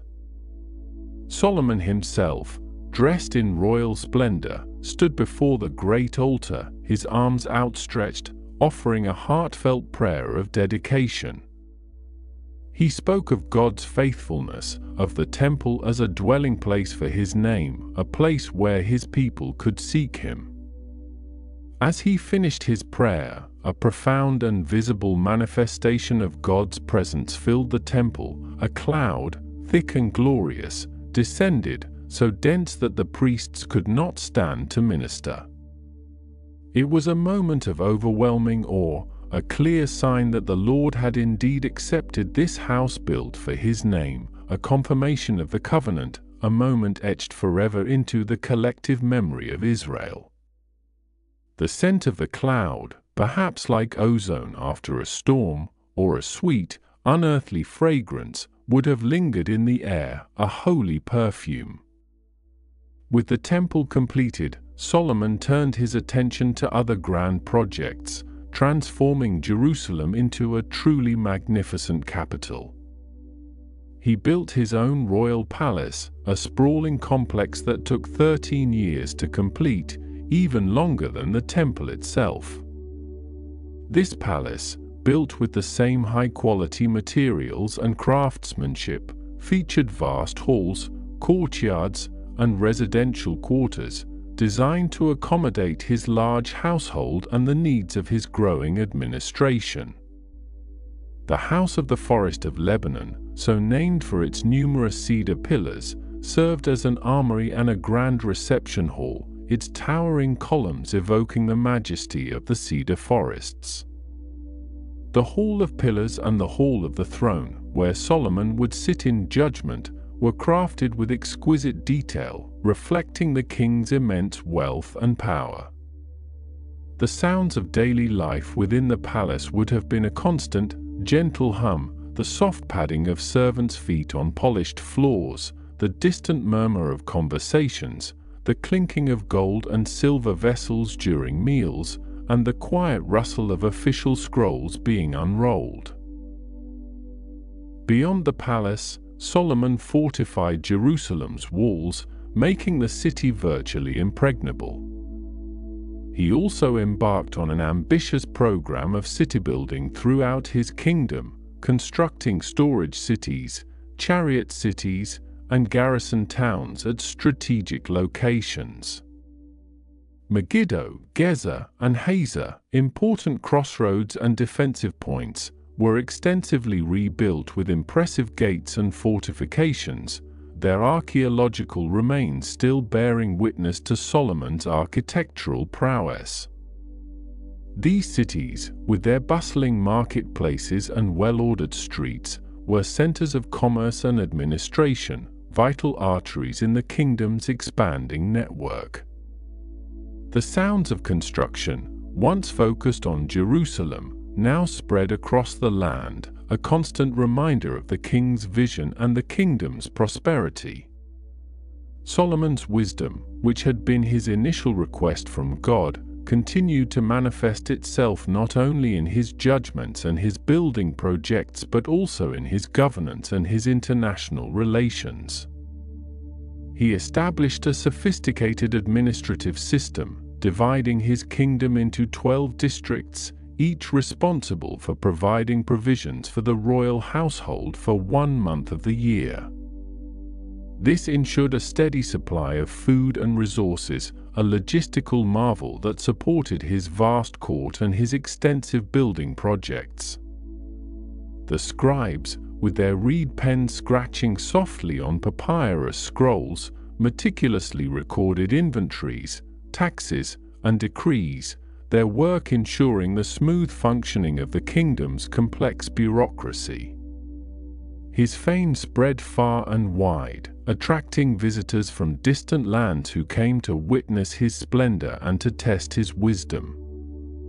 The most famous of these visitors was the Queen of Sheba, who traveled from the remote reaches of the Arabian Peninsula, her caravan laden with spices, gold, and precious stones. Her journey would have been long and arduous, across vast deserts and through ancient trade routes, the sun beating down relentlessly, the sand shifting underfoot. She came with hard questions, riddles designed to challenge even the keenest intellect. When she arrived in Jerusalem, she was overwhelmed by what she saw. The grandeur of the temple, the magnificence of the palace, the orderliness of the city, the opulence of Solomon's table, the attire of his servants, and the efficiency of his administration, all surpassed her wildest expectations. She saw the wisdom in his judgments, the depth of his understanding, and the prosperity that flowed from his reign. The air around Solomon's court, for her, would have been filled with the exotic scents of frankincense and myrrh, mingled with the aroma of rich foods and the subtle fragrance of polished cedar. She declared that not even half of his greatness had been told to her, and she blessed the Lord, who had placed such a wise king on the throne of Israel. Her visit was not merely a diplomatic exchange, it was a testament to Solomon's international standing, a recognition of his kingdom as a powerful and enlightened force in the ancient world. Solomon's wealth grew exponentially, fueled by trade, tribute, and his strategic control of key trade routes. He developed a vast merchant fleet, operating in conjunction with Hiram's skilled sailors, venturing as far as Ophir, bringing back immense quantities of gold, silver, ivory, apes, and peacocks. The sight of these exotic animals, their vibrant plumage and strange calls, must have added a unique dimension to the bustling streets of Jerusalem, a constant reminder of the kingdom's global reach. Silver became as common as stones in Jerusalem, and cedar as plentiful as sycamore trees in the lowlands, a testament to the unprecedented prosperity that flowed through the land. He accumulated an enormous number of chariots and horses, establishing chariot cities to house them, a powerful military force that projected his authority and protected his borders. His kingdom stretched from the Euphrates River to the border of Egypt, a vast empire that brought peace and stability to a region long plagued by conflict. The sounds of war, for a time, receded, replaced by the sounds of commerce, construction, and quiet prosperity. Yet, amidst all this splendor and wisdom, a subtle shift began to occur, a slow, almost imperceptible turning away from the singular devotion that had marked his early reign. The very alliances that brought wealth and stability also brought foreign influences. Solomon, in a practice common among ancient kings to solidify political ties, took many foreign wives and concubines. These women, from diverse nations, Egypt, Moab, Ammon, Edom, Sidon, and the Hittites, each brought with them their own customs, their own gods, and their own religious practices. At first, perhaps, it seemed a harmless concession, a necessary diplomatic gesture. But as he grew older, and his heart, perhaps softened by comfort and the subtle erosion of constant vigilance, began to be swayed by their influence, he allowed them to build high places and altars for their gods on the hills surrounding Jerusalem. The smoke from these pagan altars, rising into the clear Judean sky, would have mingled with the smoke from the sacrifices offered at the temple, a visual representation of a spiritual compromise. He built a high place for Chemosh, the detestable god of Moab, and for Molech, the detestable god of the Ammonites, on the very hill east of Jerusalem, overlooking the Kidron Valley, a hill that would later be known as the Mount of Olives. The sounds of foreign rituals, the rhythmic chanting and the unfamiliar music, would have drifted across the valley, a discordant note against the sacred harmonies of the temple. His heart was no longer fully devoted to the Lord, the God of his father David. The wisdom that had once been his greatest strength, the gift that had elevated him above all other kings, began to be overshadowed by these compromises. The subtle whispers of his foreign wives, the gentle pressure to honor their traditions, slowly chipped away at the foundation of his faith. The scent of foreign incense, once perhaps a curiosity, became a pervasive presence, a symbol of a divided loyalty. The gentle hand of divine favor, which had guided his early years and blessed his kingdom with such abundance, began to withdraw, slowly, almost imperceptibly, like the tide receding from a long, sandy shore, leaving behind a sense of quiet unease, a subtle shift in the spiritual atmosphere, a foreshadowing of the troubles that would eventually plague his kingdom and his lineage, a quiet turning of the seasons, a slow, soft fading of the light, as the sun dipped lower towards the western horizon, casting long, purple shadows across the ancient hills, and the air grew cooler, carrying the distant, faint sound of a shepherd's flute, a melancholic melody drifting over the sleeping city, where the scent of night-blooming jasmine began to mingle with the lingering aroma of wood smoke and the faint, sweet perfume of foreign spices, a complex tapestry of scents and sounds that spoke of a kingdom at its zenith, yet already carrying the seeds of its own eventual decline, a slow, quiet drift into a twilight of divided loyalties and fading devotion, a gentle descent into a long, deep, and dream-filled sleep, where the echoes of past glories and future uncertainties mingled in the quiet chambers of the heart, a heart that was no longer entirely devoted to the one true God, but had begun, ever so subtly, to turn its gaze towards other, more earthly delights, other gods of stone and wood, whispering promises of prosperity and peace that would, in time, prove to be hollow, like the dry rustle of forgotten leaves in an autumn wind. But for now, in the golden glow of his early reign, Solomon's heart was still largely whole, still burning with a singular purpose, a profound desire to honor the God of his father, David, and to fulfill the sacred promise of a permanent dwelling place for the Ark of the Covenant, a structure that would stand as a testament to the covenant between God and his people, a beacon of faith in the heart of Jerusalem. The vision for this grand edifice had been given to David, a detailed blueprint etched not in stone, but in the spirit, passed down from father to son, a weighty legacy of faith and architectural ambition. The air in Jerusalem, especially in the early mornings before the sun climbed too high, carried the scent of baking bread from the communal ovens, mingling with the earthy aroma of freshly turned soil from the terraced gardens clinging to the hillsides, and the faint, sweet perfume of blossoming almond trees.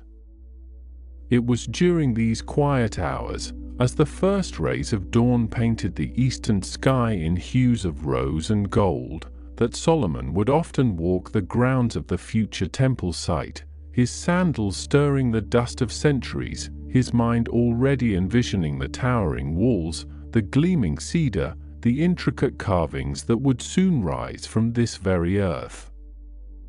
He would trace the imaginary lines of the foundations with his gaze, feeling the weight of the task, but also the immense privilege, the sacred duty that rested upon his young shoulders. The construction of the temple was an undertaking of immense scale, requiring resources and skilled labor far beyond what the fledgling kingdom of Israel could muster on its own. Solomon, with the wisdom granted to him by God, understood the necessity of alliances, of reaching out to neighboring kingdoms whose expertise and materials would be indispensable. His father, David, had already laid some groundwork, establishing good relations with Hiram, the king of Tyre, a powerful Phoenician city-state renowned for its maritime prowess, its vast forests of cedar and cypress, and its master craftsmen. The Phoenicians were a people of the sea, their lives intimately connected to the rhythm of the waves, their ships, with their distinctive horsehead prows, sailing the Mediterranean from one distant shore to another, carrying goods and ideas, their cities bustling with the vibrant commerce of the ancient world. Tyre itself was a city of impressive fortifications, built on an island just off the coast, its towering walls and bustling harbors a testament to its wealth and power. The air there would have been thick with the briny tang of the sea, the sharp scent of pitch and tar used to seal the hulls of ships, and the exotic aromas of spices and silks from distant lands, carried by the constant sea breeze. Solomon dispatched envoys to Hiram, carrying letters written on papyrus scrolls, sealed with his royal signet, reiterating the long-standing friendship between their two kingdoms and formally requesting assistance. The letters would have been carried by riders on swift horses, their journey taking several days across the rugged terrain, through valleys and over hills, the sun beating down on their backs, the dust rising in clouds behind them. When the envoys finally arrived in Tyre, they would have been ushered into Hiram's grand palace, likely adorned with intricate carvings and rich tapestries, the air cool and dim after the bright glare of the outside world. Hiram, remembering his deep affection for David, and recognizing the immense potential for trade and mutual benefit, responded with enthusiasm. His reply, carried back to Jerusalem by the same weary but triumphant envoys, promised an abundance of cedar and cypress logs, felled from the majestic forests of Lebanon, trees that had stood for centuries, their roots gripping the rocky soil, their branches reaching towards the sky. These ancient trees, known for their strength, their aromatic wood, and their resistance to decay, were highly prized throughout the ancient Near East, a symbol of luxury and enduring quality. The process of felling these enormous trees was a monumental task, requiring hundreds, perhaps thousands, of skilled laborers. Phoenician woodcutters, with their bronze axes gleaming in the dappled sunlight filtering through the dense canopy, would have spent days, even weeks, on a single tree, their rhythmic blows echoing through the quiet forest. The air would have been filled with the sharp, resinous scent of freshly cut cedar, a fragrance that would cling to their clothes and hair long after they had left the forest. Once felled, the massive trunks, stripped of their branches, would be dragged by teams of oxen or by sheer human strength down the steep mountain slopes to the coast, a laborious journey over rough terrain, the creak of ropes and the shouts of men mingling with the lowing of the beasts.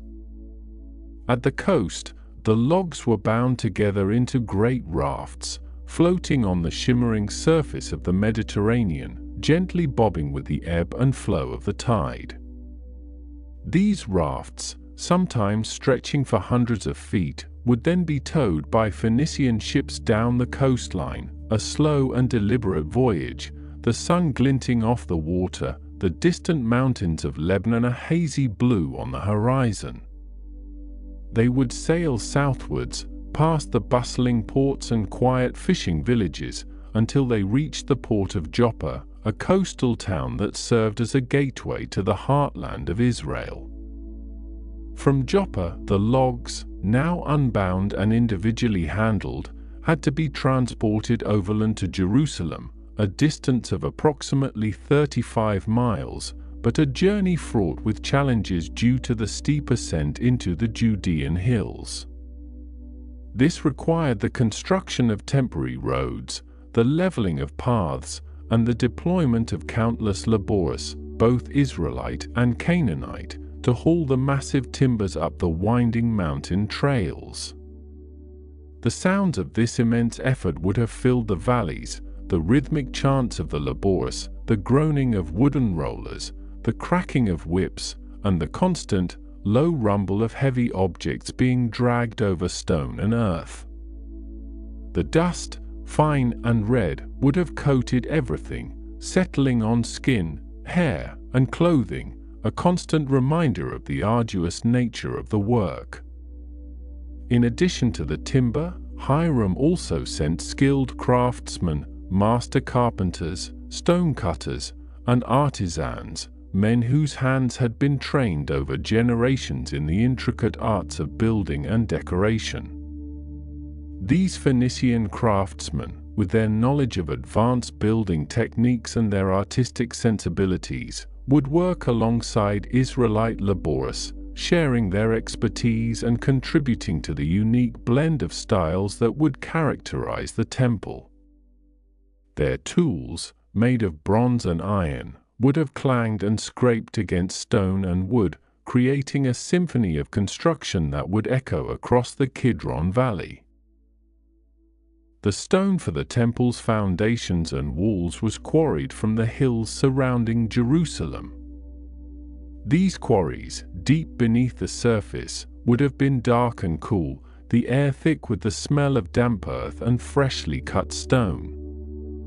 Israelite stone cutters, guided by the Phoenician masters, would meticulously hew massive blocks of limestone from the living rock, using iron chisels and mallets, their efforts producing a constant chipping sound that reverberated through the subterranean chambers. The stone was carefully dressed and shaped at the quarry itself, ensuring that each block fit perfectly, minimizing the need for further cutting and shaping once it arrived at the building site. This meticulous prefabrication was a hallmark of ancient Near Eastern monumental architecture, a testament to the precision and foresight of the builders. The sheer scale of the workforce was staggering. Solomon conscripted 30,000 Israelites for forced labor, sending them in shifts of 10,000 to Lebanon for 1 month at a time, where they would fell trees alongside the Phoenicians. For 2 months, they would be home, tending their fields and families, before returning to the forests. This rotating system ensured that the agricultural life of the kingdom was not entirely disrupted, a careful balance struck between the demands of the temple project and the sustenance of the people. In addition to these Israelites, there were 70,000 burden bearers and 80,000 stonecutters, drawn from the remnant of the Canaanite populations living within Israel's borders, supervised by 3,300 foremen. The sounds of this vast workforce would have been omnipresent: the murmur of countless voices, the rhythmic thud of mallets, the scrape of tools, the distant shouts of supervisors, all blending into a continuous hum of industry that settled over the city like a fine dust. The Temple Mount itself, a rocky spur overlooking the Kidron Valley, had to be meticulously prepared. This involved extensive terracing and leveling, creating a vast, stable platform upon which the massive structure would rest. Great retaining walls were built, their foundations dug deep into the bedrock, using the enormous, carefully shaped stones from the quarries. The air around the construction site would have been thick with dust, the smell of sweat and exertion, and the constant ringing of metal on stone.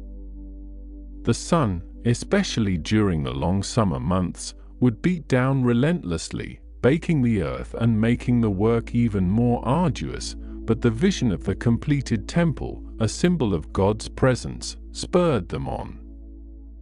As the foundations were laid, layer upon layer of precisely cut stone, the structure began to rise from the earth, a tangible manifestation of a sacred promise. The walls, built of massive, undressed stones on the lower courses, would gradually transition to finer, dressed stones as they ascended, creating a sense of solidity and permanence. The interior walls would be lined with fragrant cedar, imported from Lebanon, and cypress wood, their rich, warm tones contrasting with the cool, pale stone. The cedar, with its distinctive grain and deep reddish-brown hue, would have filled the air inside the nascent structure with a sweet, woody perfume, a scent that spoke of ancient forests and distant lands. The construction proceeded with meticulous care and an almost reverent silence at times. The biblical account notes that no hammer or chisel or any iron tool was heard in the temple while it was being built. This suggests that the stone was so precisely cut and fitted at the quarry that it could be assembled on site with minimal noise, a testament to the skill of the craftsman and the careful planning involved. Imagine the quiet, almost meditative atmosphere within the rising walls, the only sounds perhaps the soft shuffling of feet, the gentle scraping of wood as beams were carefully maneuvered into place, the hushed instructions of the foreman, and the occasional sigh of effort. It was as if the very act of building was a form of worship, a quiet offering of labor and devotion. The temple itself was not a massive structure by modern standards, but its significance lay not in its size, but in its sacred purpose and the richness of its adornment. It measured 60 cubits long, 20 cubits wide, and 30 cubits high, roughly 90 feet long, 30 feet wide, and 45 feet high, with a porch extending 10 cubits in front. These dimensions, while modest compared to later Roman temples, were grand for its time and place, especially considering the meticulous craftsmanship and precious materials used. The interior was divided into two main sections, the Holy Place, or Hekel, and the Most Holy Place, or Debir, also known as the Holy of Holies. The Holy Place was a long, rectangular chamber, its walls and ceiling entirely paneled with cedar, carved with intricate designs of gourds and open flowers. The floor was laid with planks of cypress, polished to a soft sheen. Gold, pure and gleaming, covered every surface, from the cedar panels to the cypress floor, creating an interior that would have shimmered and glowed in the soft light filtering in from high windows. The air inside would have been still and warm, carrying the lingering scent of cedar and the subtle metallic tang of gold. In this holy place stood the golden altar of incense, where fragrant spices would be burned daily, sending plumes of sweet-smelling smoke swirling towards the ceiling, a constant offering to God. There was also the golden table for the bread of the presence, 12 loaves arranged in 2 rows, symbolizing the 12 tribes of Israel, replenished weekly. And flanking these, 10 golden lampstands, 5 on the right and 5 on the left, their flames casting dancing shadows on the golden walls, illuminating the sacred space with a warm, flickering light. The soft glow of the oil lamps, the faint crackle of the wicks, and the gentle warmth they emitted would have created an atmosphere of profound reverence. Beyond the holy place, separated by a veil of blue, purple, and crimson fabrics, embroidered with cherubim, lay the most holy place, the innermost sanctuary. This was a perfect cube, 20 cubits long, 20 cubits wide, and 20 cubits high, its walls and ceiling also covered in cedar and overlaid with pure gold. The air in this most sacred space would have been utterly still, hushed, and heavy with the weight of divine presence. No natural light entered here, only the reflected glow from the holy place, or perhaps the faint, ethereal light emanating from the ark itself. Within the most holy place rested the Ark of the Covenant, the most sacred object in Israel, containing the tablets of the law, a pot of manna, and Aaron's staff. Above the ark, Solomon commissioned 2 massive cherubim, carved from olive wood and overlaid with gold, each 10 cubits high. Their wings, outstretched, touched the walls on either side and met in the middle above the ark, forming a canopy, a symbolic throne for the invisible presence of God. These cherubim, with their majestic forms and golden sheen, would have dominated the space, their silent, watchful presence adding to the profound sense of awe. The olive wood, known for its dense grain and subtle fragrance, would have added another layer of natural beauty beneath the gold. Outside the temple building itself, in the courtyard, stood the great bronze altar for burnt offerings, a massive structure where sacrifices would be made, its surface scarred by the heat of countless fires, the air around it often thick with the smell of roasting meat and wood smoke. Nearby was the seat of cast metal, a colossal bronze basin, 12 cubits in diameter, resting on the backs of 12 bronze oxen, 3 facing each of the 4 cardinal directions. This enormous basin, filled with water, served for the ritual ablutions of the priests, its smooth, reflective surface mirroring the sky above, its cool water a stark contrast to the heat of the altar. The sound of water being drawn, perhaps the gentle splash as priests washed their hands and feet, would have been a quiet counterpoint to the more intense sounds of sacrifice. 2 towering bronze pillars, named Jachin and Boaz, stood at the entrance to the porch of the temple. Each was 18 cubits high, topped with elaborate capitals 5 cubits high, adorned with intricate latticework, chains, and hundreds of pomegranates.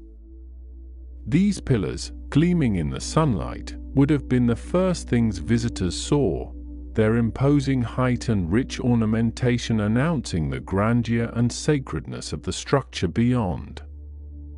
The bronze, polished to a high luster, would have caught the light, perhaps even reflecting the vibrant colors of the sky at dawn and dusk. The entire construction project spanned 7 years, from the 4th year of Solomon's reign to the 11th. 7 years of tireless labor, of meticulous planning, of countless resources poured into a single, sacred endeavor. During these years, Jerusalem was transformed, its skyline dominated by the rising walls of the temple, its streets bustling with craftsmen, laborers, and merchants. The sounds of construction became the soundtrack of the city, a constant reminder of the great work underway. The smell of cedar, stone dust, and the distant tang of bronze would have permeated the air, becoming the signature scent of this era. When the temple was finally completed, a profound sense of anticipation settled over the land. The day of dedication was a moment of national significance, a culmination of generations of longing and effort. Solomon gathered all the elders of Israel, the heads of the tribes, and the chiefs of the fathers' houses in Jerusalem. The Ark of the Covenant, which had resided in a temporary tent since the days of the Exodus, was brought from the city of David, its journey accompanied by a vast procession, the air filled with the joyous sounds of trumpets and cymbals, harps and lyres, and the voices of countless people singing praises. The ark, carried on the shoulders of the Levites, would have moved slowly, deliberately, its sacred presence felt by all who witnessed its passage. As the priests carried the ark into the most holy place, placing it beneath the outstretched wings of the cherubim, a miraculous event occurred. The cloud, the very glory of the Lord, filled the temple, so thick and brilliant that the priests could not stand to minister. It was a tangible manifestation of God's presence, a confirmation of His acceptance of this dwelling place, a moment of overwhelming awe and wonder. The air would have grown heavy, thick with a sense of the divine, perhaps a subtle warmth or a hushed stillness, a profound silence falling over the assembled multitude. Solomon then stood before the altar of the Lord, in the presence of all the assembly of Israel, and spread out his hands toward heaven. His prayer of dedication was long and eloquent, a heartfelt plea for God to hear the prayers offered in this place, to forgive the sins of His people, and to bless the land. He spoke of God's faithfulness, of His promise to David, and of the temple as a place where God's name would dwell. His voice, clear and strong, would have resonated through the newly finished halls, echoing off the golden walls, carrying His earnest words to the heavens. He acknowledged that no building, however grand, could truly contain God, for the heavens, even the highest heaven, cannot contain you, how much less this temple I have built. Yet, he prayed that God's eyes would be open toward this house night and day, that His presence would be felt, and that He would hear the supplications of His people. The sun, perhaps, would have begun its slow descent, casting long shadows across the courtyard, the air cooling slightly as the day drew to a close, but the warmth of Solomon's prayer and the spiritual fervor of the moment would have remained. Following his prayer, Solomon offered a vast sacrifice, 22,000 oxen and 120,000 sheep. The smoke from these offerings would have risen in a massive column towards the sky, visible for miles around, carrying the scent of burning fat and spices across the city and beyond. The sheer scale of the sacrifice speaks to the immense wealth of the kingdom and the profound devotion of the people. The sounds of the animals, the chanting of the priests, the crackle of the fires, and the murmur of the crowd would have created a powerful, sensory experience, a moment etched into the collective memory of the nation. The dedication feast lasted for 14 days, a period of immense celebration and rejoicing. People from all over Israel, from Lebo Hamath in the north to the brook of Egypt in the south, gathered in Jerusalem, filling the streets and courtyards, their voices raised in songs of praise and thanksgiving. The air would have been filled with the aroma of roasting meat, fresh bread, and sweet wine, mingled with the festive sounds of music, laughter, and conversation. Camps would have sprung up on the hillsides around the city, their cooking fires glowing like scattered jewels in the deepening twilight, the distant hum of celebration carrying on the evening breeze. After the dedication, God appeared to Solomon a second time, confirming his acceptance of the temple and reiterating his covenant promises, but also issuing a solemn warning. He promised to establish Solomon's throne forever if he walked in integrity and uprightness, as David his father had done. But he also warned that if Solomon or his descendants turned away to serve other gods, he would cut off Israel from the land he had given them, and the temple, this magnificent structure, would become a heap of ruins. This divine encounter, perhaps in a dream or a vision, would have left Solomon with a profound sense of both blessing and responsibility, a quiet weight upon his spirit, a clear understanding of the delicate balance between obedience and prosperity. With the temple completed, Solomon turned his attention to his own royal palace, an even more extensive and elaborate complex of buildings that took 13 years to construct. This palace, situated on the Ophel Hill, south of the temple, was a sprawling testament to his wealth and power, a collection of halls and residences designed for both governance and luxurious living. The scale of this project, following immediately after the temple, speaks to the continuous demand on resources and labor, a constant hum of construction that defined much of Solomon's early and middle reign. The most prominent building within the palace complex was the House of the Forest of Lebanon, so named because of its extensive use of cedar wood, reminiscent of the dense Lebanese forests.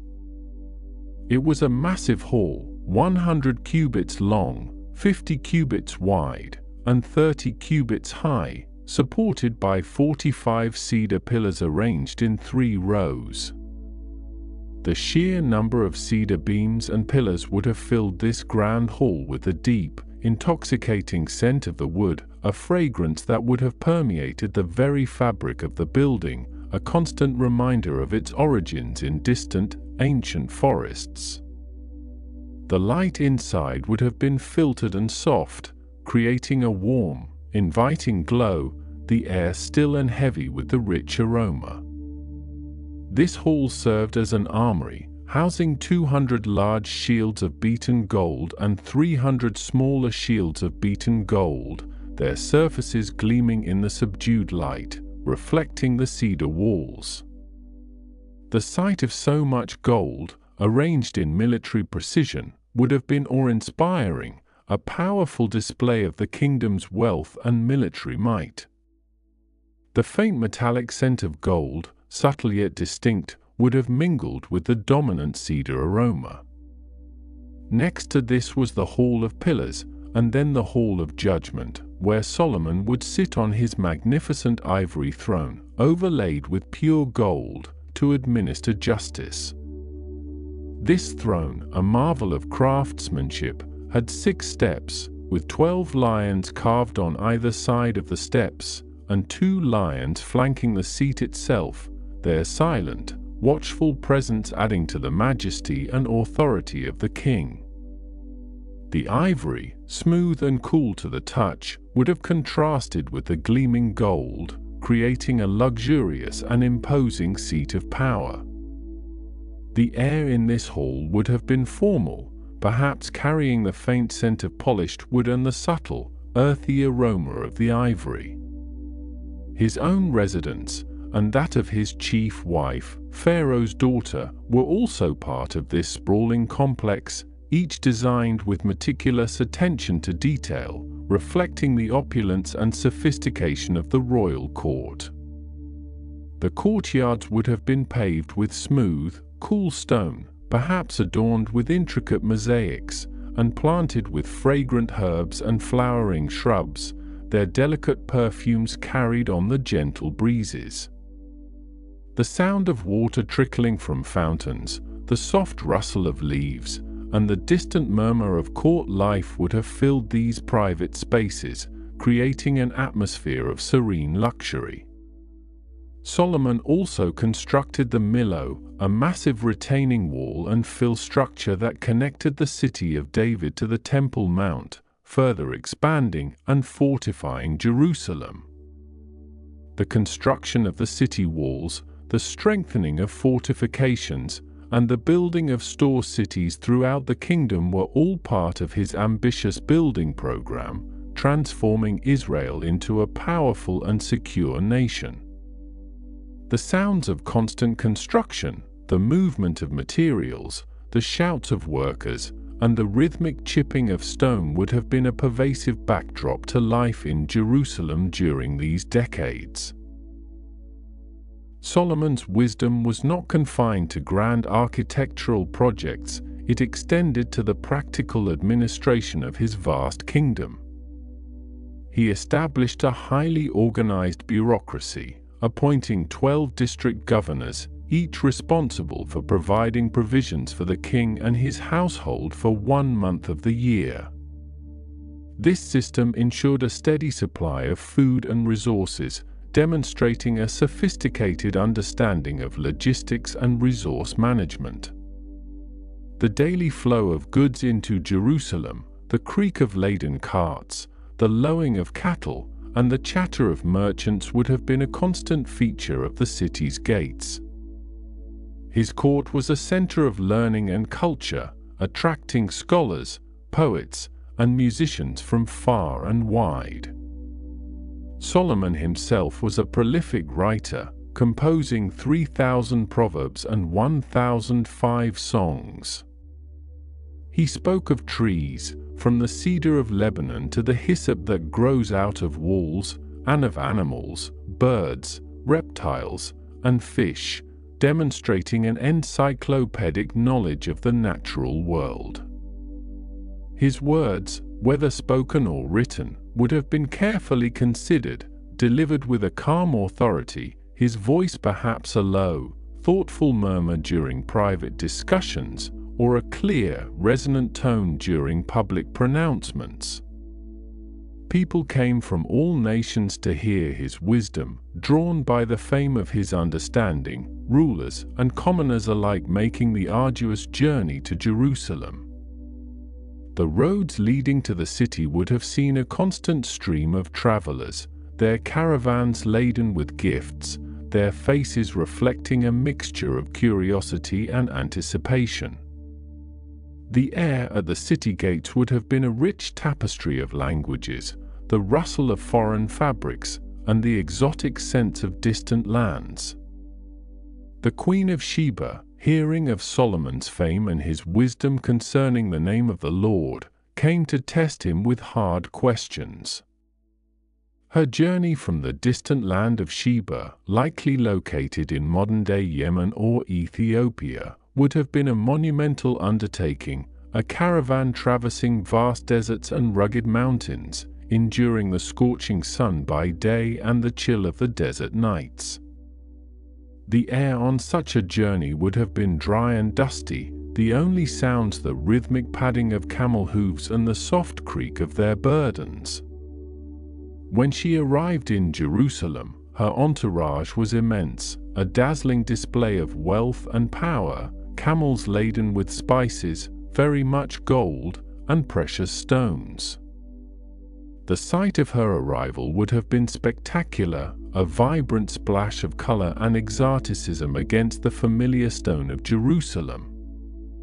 The air would have been filled with the rich, warm scent of frankincense and myrrh, carried by the desert winds, mingling with the earthy smells of the city. She presented Solomon with all her questions, and he answered every one of them. Nothing was too hard for the king to explain. As she witnessed his wisdom, saw the palace he had built, the food on his table, the seating of his officials, the attendance of his servants, their rich attire, his cupbearers, and the burnt offerings he made at the temple, she was overwhelmed. There was no more spirit in her. Her breath, perhaps, caught in her throat, her eyes wide with astonishment, a quiet sigh escaping her lips. She declared, "The report I heard in my own country about your achievements and your wisdom is true. But I did not believe these things until I came and saw with my own eyes. Indeed, not even half was told me. In wisdom and wealth you have far exceeded the report I heard. How happy your people must be!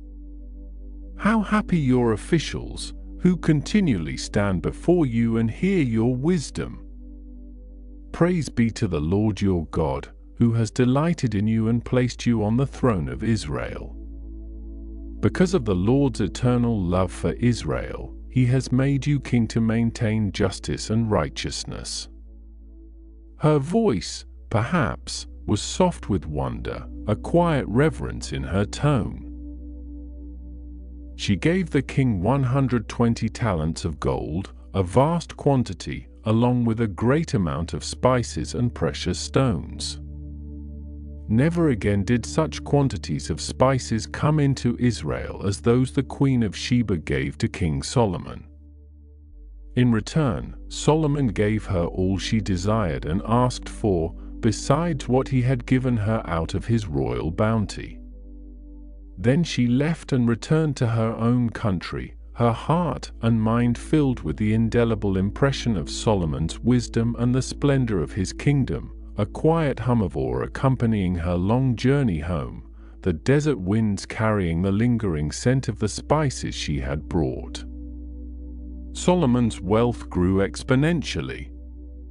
The weight of the gold that came to Solomon in 1 year was 666 talents of gold, an astonishing amount, not including the revenue from traders and merchants, and from all the kings of Arabia and the governors of the land. He made 200 large shields of hammered gold, each containing 600 shekels of gold, and 300 smaller shields of hammered gold, each containing 3 minas of gold, and he placed them in the house of the forest of Lebanon. His throne, as mentioned, was of ivory overlaid with pure gold, a masterpiece of craftsmanship. All King Solomon's goblets were gold, and all the household articles in the house of the forest of Lebanon were pure gold. Nothing was made of silver, because silver was considered of little value in Solomon's days. The sheer abundance of gold would have created an atmosphere of shimmering brilliance in his palace, the air often feeling heavy with the weight of such precious metals, a constant visual reminder of his unparalleled prosperity. He amassed a vast collection of chariots and horses. He had 1,400 chariots and 12,000 horses, which he stationed in the chariot cities and with the king in Jerusalem.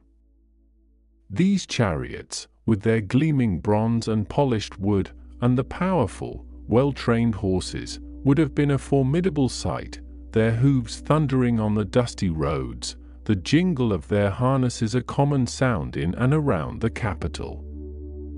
The air in the chariot cities would have been thick with the smell of horse sweat, leather, and dry straw, a constant bustle of activity. Solomon made silver as common in Jerusalem as stones, and cedar as plentiful as sycamore fig trees in the foothills.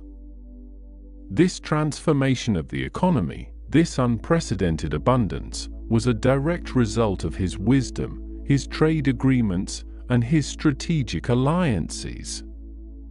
The common people, too, benefited from this prosperity, their lives made easier, their tables fuller. The sounds of prosperity would have filled the markets, the lively chatter of merchants, the clinking of coins, the laughter of children, the general hum of a thriving economy. However, even in this golden age, the seeds of future challenges were being sown, subtly, almost imperceptibly, beneath the surface of such dazzling success. The very alliances that brought him wealth and resources also brought foreign influences. His marriage to Pharaoh's daughter, a political alliance to solidify peace with Egypt, was just the first of many.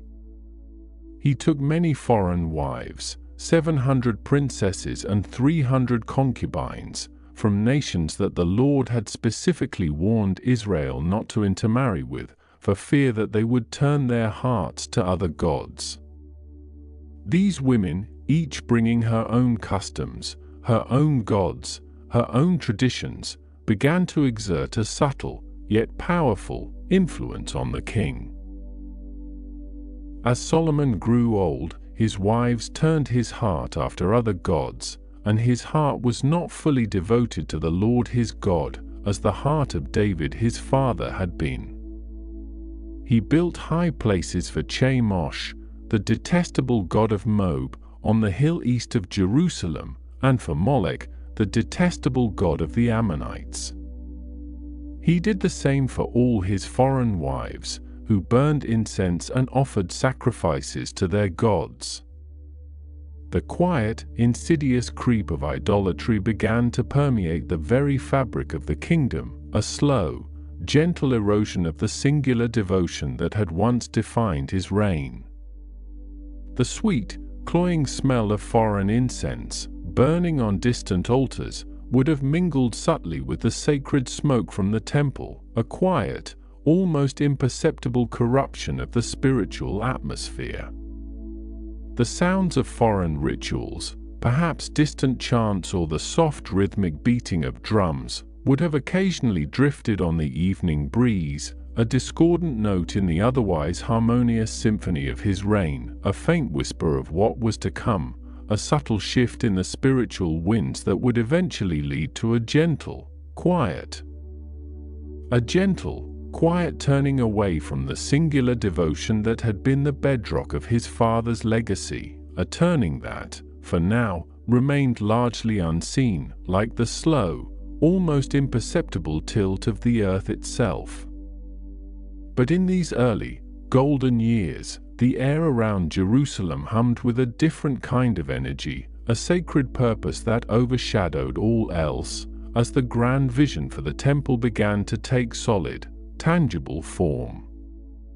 The city itself was a hive of activity, not chaotic or rushed, but a steady, purposeful hum, like a well-tended beehive, each worker knowing their task, each movement contributing to the magnificent whole.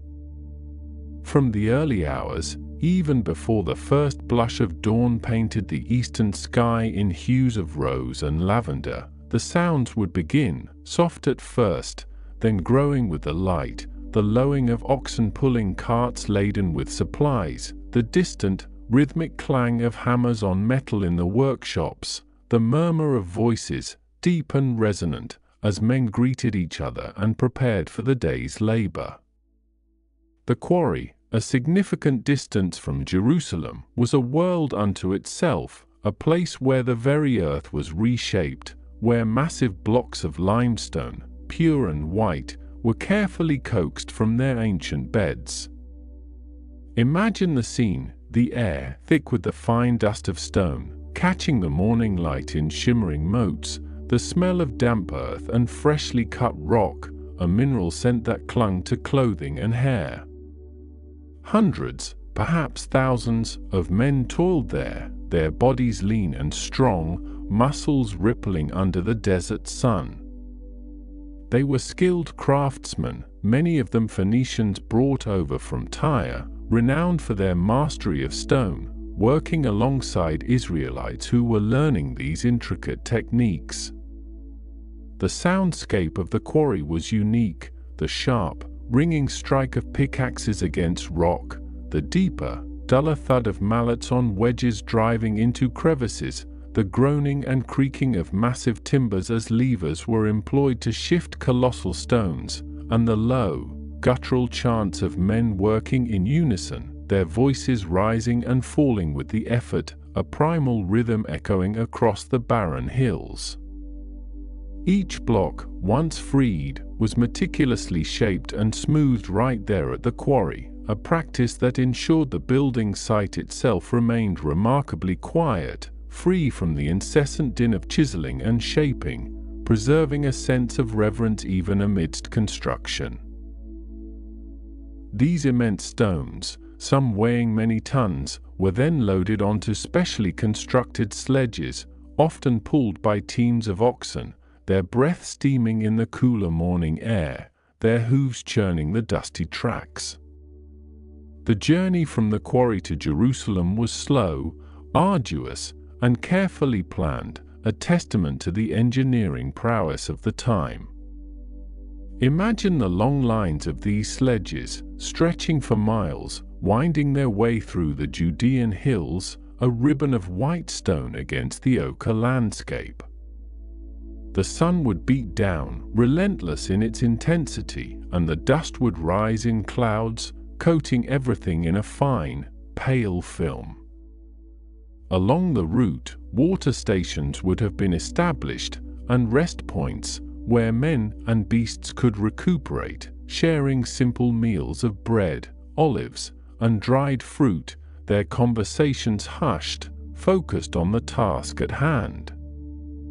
The arrival of a new shipment of stone in Jerusalem was a daily event, a quiet triumph, each block a promise of the magnificent structure yet to rise.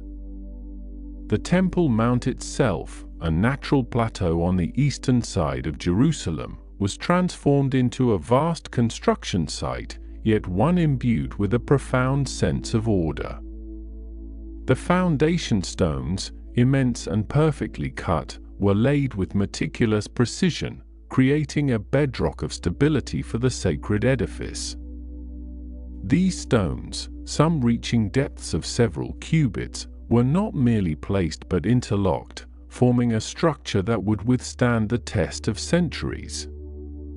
The air here, in contrast to the quarry, was cleaner, less dusty, and the sounds were different, the soft scraping of stone on stone as blocks were carefully maneuvered into place, the gentle tap of plumb lines ensuring perfect verticality, the quiet instructions of foremen, their voices carrying clearly in the morning stillness. There was a palpable sense of anticipation, a hushed reverence, as if even the workers understood they were engaged in something far greater than themselves, building a house for the divine presence. King Solomon, in his wisdom, had organized this colossal undertaking with an efficiency that would be admired even today. He divided the workforce into shifts, ensuring that labor was sustained but not exhaustive. 30,000 men from Israel were conscripted for labor, serving in rotation, 10,000 each month, spending 1 month in Lebanon felling cedars and 2 months at home, a system that allowed them to maintain their farms and families, thus preventing widespread discontent. Overseeing them were 3,300 foremen, men of experience and authority, who managed the immense logistics of materials, labor, and construction. This carefully structured system, a marvel of ancient administration, ensured a steady flow of resources and manpower, preventing bottlenecks and maintaining morale. The cedars of Lebanon, majestic and fragrant, were another crucial element. These ancient trees, known for their strength, beauty, and aromatic properties, were felled in the high mountains, their resinous scent filling the cool mountain air. Imagine the distant crash as a mighty cedar, perhaps hundreds of years old, finally succumbed to the axes, its fall echoing through the valleys. The logs, once trimmed and debarked, were then transported to the coast, where they were bound together into rafts. These rafts, immense and unwieldy, were floated down the Mediterranean Sea, guided by skilled Phoenician mariners, their sails catching the sea breeze, their voices calling out across the waves. The journey by sea was faster than by land for such heavy cargo, and the sight of these cedar rafts arriving at the port of Joppa, their rich, woody scent mingling with the salty tang of the sea, must have been a spectacle. From Joppa, the logs were then transported overland, a journey of some 35 miles, to Jerusalem, again using oxen and carts, their progress slow and deliberate, each log a precious commodity. The interior of the temple, as it began to take shape, was designed to be a sanctuary of unparalleled beauty and sanctity. The walls were lined with cedar wood brought from Lebanon and cypress wood, each plank carefully selected for its grain and color. Imagine the rich, warm hues of the wood, the intricate patterns of the grain, the deep, earthy scent of cedar filling the enclosed spaces, a fragrance both comforting and sacred. The wood was carved with exquisite designs, cherubim, palm trees, and open flowers, each motif rendered with delicate precision, creating a tapestry of natural and celestial imagery. The artisans, again, were a mix of skilled Phoenicians and newly trained Israelites, working side by side, sharing techniques, their hands moving with practiced grace, their tools making soft, rhythmic sounds against the wood. Overlaying this rich wooden interior was pure gold. Not merely gilded, but sheets of pure gold, meticulously hammered and fitted to cover every surface, the walls, the ceiling, the altar, even the floor. Imagine the soft, diffused light filtering in through the high windows, catching the golden surfaces, creating a warm, ethereal glow that would have shimmered and danced with every subtle shift in illumination. The air would have felt heavy with the weight of such precious metal, and the silence within the inner sanctuary, the Holy of Holies, would have been profound, broken only by the soft rustle of priestly garments or the gentle echo of a whispered prayer. This was a space designed to evoke awe, to impress upon the worshipper the majesty and holiness of the divine presence it was meant to house. The construction of the temple was a project spanning 7 years, a period of sustained effort and unwavering dedication. Throughout these years, Jerusalem itself grew and prospered. The influx of workers, artisans, and merchants transformed the city, bringing new ideas, new goods, and a vibrant energy. Markets expanded, offering a wider array of produce, spices, textiles, and crafts. The sounds of daily life mingled with the sounds of construction, the chatter of vendors, the bleating of sheep, the distant cries of children playing in the narrow streets, the rhythmic grinding of grain in stone mills, the occasional call of a donkey. The air would have carried a medley of scents, the sweet aroma of baking bread, the pungent tang of spices, the earthy smell of pottery, the faint, metallic scent of iron being worked, and always, underlying it all, the subtle, pervasive fragrance of cedar and stone dust from the temple site. Solomon's wisdom was not only evident in the planning and execution of the temple but also in his governance of the burgeoning kingdom. He established a sophisticated administrative structure, dividing the kingdom into 12 districts, each responsible for providing provisions for the royal household for 1 month of the year. This system ensured a steady supply of food and resources, distributing the burden equitably across the land and preventing any single region from being overtaxed. Each district was overseen by a governor, a trusted official who reported directly to the king, creating a centralized and efficient bureaucracy. Imagine the bustling activity in the royal palace, not just for the king's personal needs, but for the vast machinery of government, scribes meticulously recording transactions on clay tablets or papyrus scrolls, their quills scratching softly, messengers arriving with reports from distant provinces, their voices weary but urgent, advisors debating matters of law and policy in hushed tones, the air thick with the scent of lamp oil and old parchment. His court was a center of learning and diplomacy.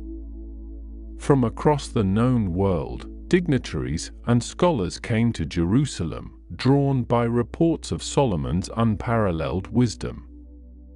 They came from Egypt, from the Hittite lands, from the Arabian Peninsula, their caravans winding through the desert, bringing exotic gifts and seeking counsel. Imagine the vibrant scene in the royal audience chambers, the rich tapestries adorning the walls, the polished floors reflecting the light, the diverse array of clothing worn by the foreign visitors, their languages a cacophony of unfamiliar sounds, all interpreted by skilled translators. The air would have been perfumed with incense, a blend of exotic resins and spices, and the soft murmur of conversations would have filled the space, punctuated by the occasional ringing laughter or the authoritative voice of the king. Solomon's judgments were legendary. People from all walks of life, from the highest noble to the humblest farmer, brought their disputes before him, confident in his ability to discern truth from falsehood, to render justice with impartiality. The story of the two women claiming the same child, a tale that resonated deeply with the common people, solidified his reputation. Imagine the tension in the courtroom, the anxious faces of the women, the solemn expressions of the elders, and the king, seated on his throne, his gaze steady and penetrating, listening intently, weighing every word. His pronouncements were not merely legal decisions but often profound insights into human nature, revealing the hidden motives and desires of the heart. These judgments were shared far and wide, passed down through generations, becoming part of the oral tradition, reinforcing the perception of Solomon as a king uniquely blessed with divine understanding. He also engaged in extensive building projects beyond the temple. He fortified cities, constructed storehouses for grain and provisions, and built palaces for himself and his various wives. These projects required immense resources and skilled labor, further stimulating the economy and consolidating his power. The sounds of construction were not confined to the Temple Mount but echoed in various parts of the kingdom, a constant reminder of the king's ambition and his commitment to strengthening his nation. The sight of new walls rising, new gates being installed, new structures taking shape, would have instilled a sense of security and pride among his people. His wealth grew exponentially, not only from trade and tribute but also from his own shrewd business ventures. He controlled key trade routes, particularly those for horses and chariots from Egypt, and for spices and precious metals from Arabia. His ships, built in Ezion-Geber, on the Red Sea, sailed to distant lands like Ophir, returning laden with gold, silver, ivory, apes, and peacocks. Imagine the bustling port of Ezion-Geber, the wooden ships swaying gently at anchor, their sails furled, the air filled with the cries of gulls and the shouts of sailors, the exotic cargo being unloaded onto the docks, its strange scents and vibrant colors a testament to the vast reach of Solomon's kingdom. The sight of a peacock, with its iridescent plumage, or the playful antics of an ape, would have been a source of wonder and amusement for the people of Jerusalem, a tangible sign of the king's prosperity and global connections. The palace complex, which Solomon also built, was a magnificent undertaking in its own right, taking 13 years to complete. It was not a single building but a series of grand structures, including the House of the Forest of Lebanon, named for its extensive use of cedar pillars, which resembled a forest, the Hall of Pillars, the Hall of the Throne, where he rendered judgment, and his own residence, along with a separate palace for Pharaoh's daughter, his principal wife. These buildings were constructed with the same meticulous care and lavish materials as the temple, though perhaps with a different kind of grandeur, one that spoke of earthly power and royal splendor rather than divine sanctity. The sheer scale of these projects, the years of labor, the vast quantities of precious materials, all underscored the unprecedented prosperity and stability of Solomon's reign. The daily life in Jerusalem under Solomon was one of relative peace and abundance. The people ate and drank and were joyful, a phrase that captures the essence of a prosperous and secure society. The olive groves yielded their rich oil, the vineyards their sweet wine, the fields their abundant grain.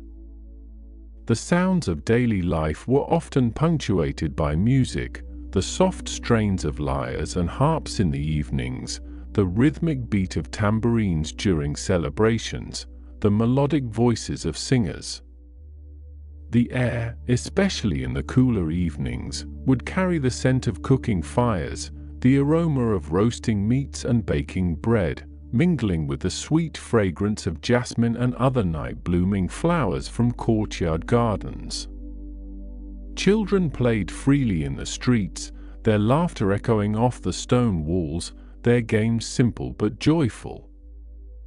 Yet, even amidst this golden age, there were subtle undercurrents, faint whispers of future complexities. Solomon's numerous wives, many of them foreign princesses, were not merely political alliances, they brought with them their own customs, their own gods, their own ways of worship. While Solomon initially maintained his devotion to the Lord, the presence of these diverse spiritual practices within his own household, even within the very confines of Jerusalem, began to introduce a gradual, almost imperceptible shift in the spiritual landscape. Altars to foreign deities, initially built for his foreign wives in areas outside the strict confines of the Temple Mount, began to dot the hills surrounding Jerusalem. The smoke from these altars, carrying the scent of unfamiliar incense, would occasionally drift on the evening breeze, a subtle yet persistent reminder of the growing religious syncretism, a gentle, quiet erosion of the covenant that had bound Israel to its God for generations, a subtle shift in the spiritual landscape of the kingdom. Solomon, in his vast wisdom and his desire for peace and prosperity, had sought to secure his borders and his legacy through a web of alliances, each sealed with a marriage, each bringing a new queen, a new princess, into the royal court in Jerusalem. These women, daughters of pharaohs and kings from distant lands, arrived with their retinues, their customs, their languages, and their gods, their presence adding a vibrant, complex tapestry to the already bustling life of the capital. Imagine the procession of a new bride, perhaps from Sidon, her caravan stretching for miles across the dusty plains, laden with silks and spices, with musicians playing unfamiliar instruments and priests carrying small, intricately carved idols wrapped in fine linen. The air would thicken with the scent of myrrh and frankincense, mingled with the dust kicked up by hundreds of feet and hooves, as they approached the gates of Jerusalem, a city already accustomed to the grandeur of Solomon's court.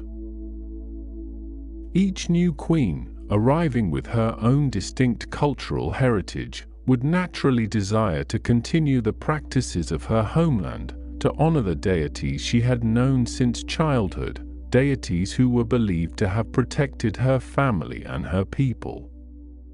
Solomon, in his magnanimity and perhaps in a pragmatic effort to maintain harmony within his sprawling household and to honor the treaties he had so carefully forged, made provisions for them.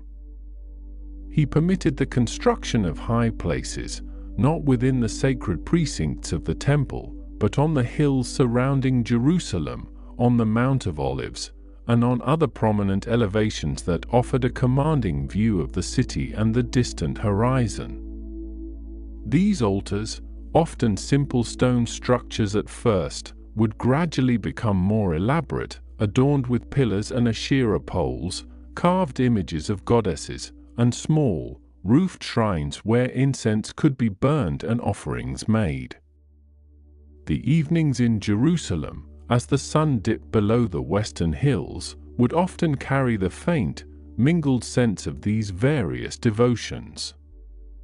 From the temple, the rich, earthy aroma of sacrificial animals and the sweet, resinous scent of the holy incense, prescribed by divine command, would rise in a steady column.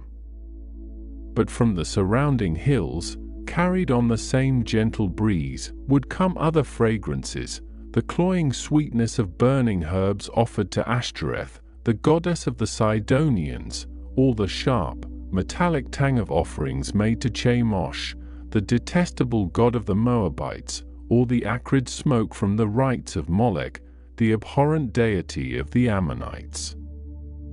These scents, subtle at first, would weave together, creating a complex olfactory tapestry that spoke of a kingdom increasingly diverse in its spiritual allegiances, a kingdom where the distinct clarity of monotheistic worship was slowly becoming diffused by a multitude of voices and practices. The presence of these foreign cults, initially perhaps seen as a minor concession for political stability, began to exert a quiet, almost imperceptible influence on the people of Israel.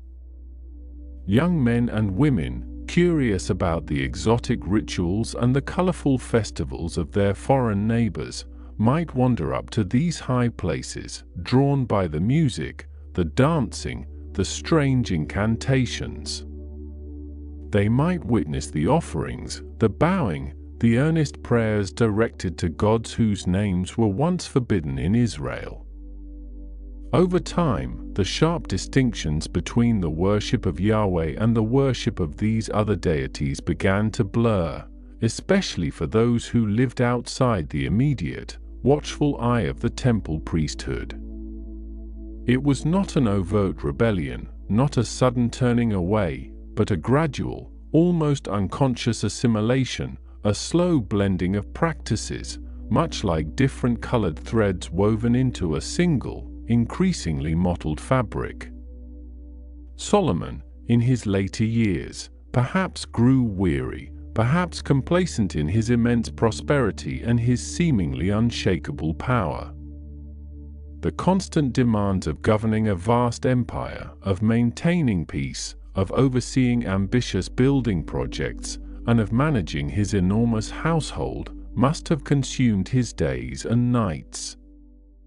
The warnings from the ancient laws, the admonitions against multiplying wives and horses and gold, against turning one's heart away from the Lord, might have seemed less urgent, less immediate, in the face of such overwhelming success and the practicalities of international diplomacy. He had built the magnificent temple, a testament to God's presence among his people, a structure of unparalleled beauty and grandeur. Surely, he might have reasoned, his heart was still with the Lord, even as he allowed these small, seemingly innocuous deviations to flourish on the periphery. Yet, the narratives of the time gently suggest a shift, a softening of his resolve, a quiet turning of his heart. The scriptures speak of his many foreign wives turning his heart away from the Lord, not in a sudden, dramatic repudiation, but slowly, subtly, like a river gradually altering its course over many seasons. It was not necessarily that Solomon himself abandoned Yahweh entirely, but that he began to accommodate these other gods, to give them a place, however secondary, in the spiritual landscape of his kingdom and, perhaps, in the quiet corners of his own complex soul. He, who had once prayed with such fervor for wisdom, who had dedicated the temple with such profound devotion, now found himself entangled in a web of compromises, each seemingly small, each incrementally drawing him further from the singular devotion that had been the hallmark of his early reign.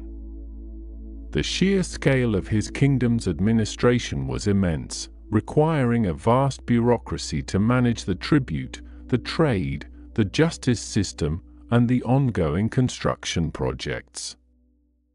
The kingdom was divided into 12 administrative districts, each responsible for supplying the royal household with provisions for 1 month of the year. Imagine the careful accounting, the meticulous planning required to ensure that the king's table and the tables of his thousands of officials, soldiers, and servants were always laden. The daily provision for Solomon's household alone was staggering: 30 cors of fine flour and 60 cors of meal, 10 fat oxen and 20 pasture-fed cattle, 100 sheep, besides harts, gazelles, roebucks, and fattened fowl. This was not just for Solomon and his immediate family, but for the entire royal court, the thousands of individuals who lived within the palace complex and served the king. The logistics of such an operation, from farming and animal husbandry to transportation and storage, would have been a monumental undertaking, demanding constant attention and a vast network of skilled administrators. Solomon's wisdom, which had once been a beacon, guiding him to righteous judgments and profound insights, now seemed to be applied to the practicalities of governance and the accumulation of wealth and prestige. His fame spread far beyond the borders of Israel, reaching the ears of powerful monarchs and distant traders. The Queen of Sheba, a formidable ruler from the south, likely from the region of modern-day Yemen or Ethiopia, heard of his wisdom and his glory, and determined to test him with hard questions. Her journey would have been epic, a caravan traversing vast deserts and rugged mountains, laden with precious spices, gold, and jewels. Imagine the sight of her arrival in Jerusalem, her retinue perhaps numbering in the hundreds, camels adorned with rich fabrics, their bells jingling softly in the dry air, announcing the presence of royalty from a far-off land. She came to Jerusalem with a very great retinue, with camels bearing spices, and very much gold and precious stones. When she came to Solomon, she spoke with him about all that was on her mind. And Solomon answered all her questions. There was nothing hidden from the king that he could not explain to her. Her questions were not merely academic riddles, but likely concerned matters of statecraft, philosophy, and the mysteries of life, subjects that would have been common among the learned elites of the ancient Near East. Solomon's ability to respond to her with such depth and clarity would have been truly astonishing, confirming his reputation as the wisest man on earth. But it was not just his intellectual prowess that impressed her. When the Queen of Sheba saw all the wisdom of Solomon, the house that he had built, the food of his table, the seating of his officials, the attendance of his servants, their clothing, his cupbearers, and his burnt offerings that he offered at the house of the Lord, there was no more spirit in her. This phrase, "no more spirit in her," conveys a sense of utter awe, of being completely overwhelmed by the sheer magnificence and order of Solomon's court.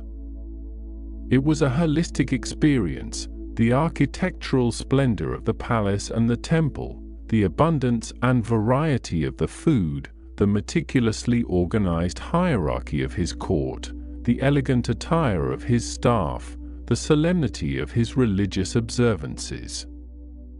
Everything spoke of a kingdom operating at the pinnacle of human achievement, a testament to the king's wisdom and the blessing of his God.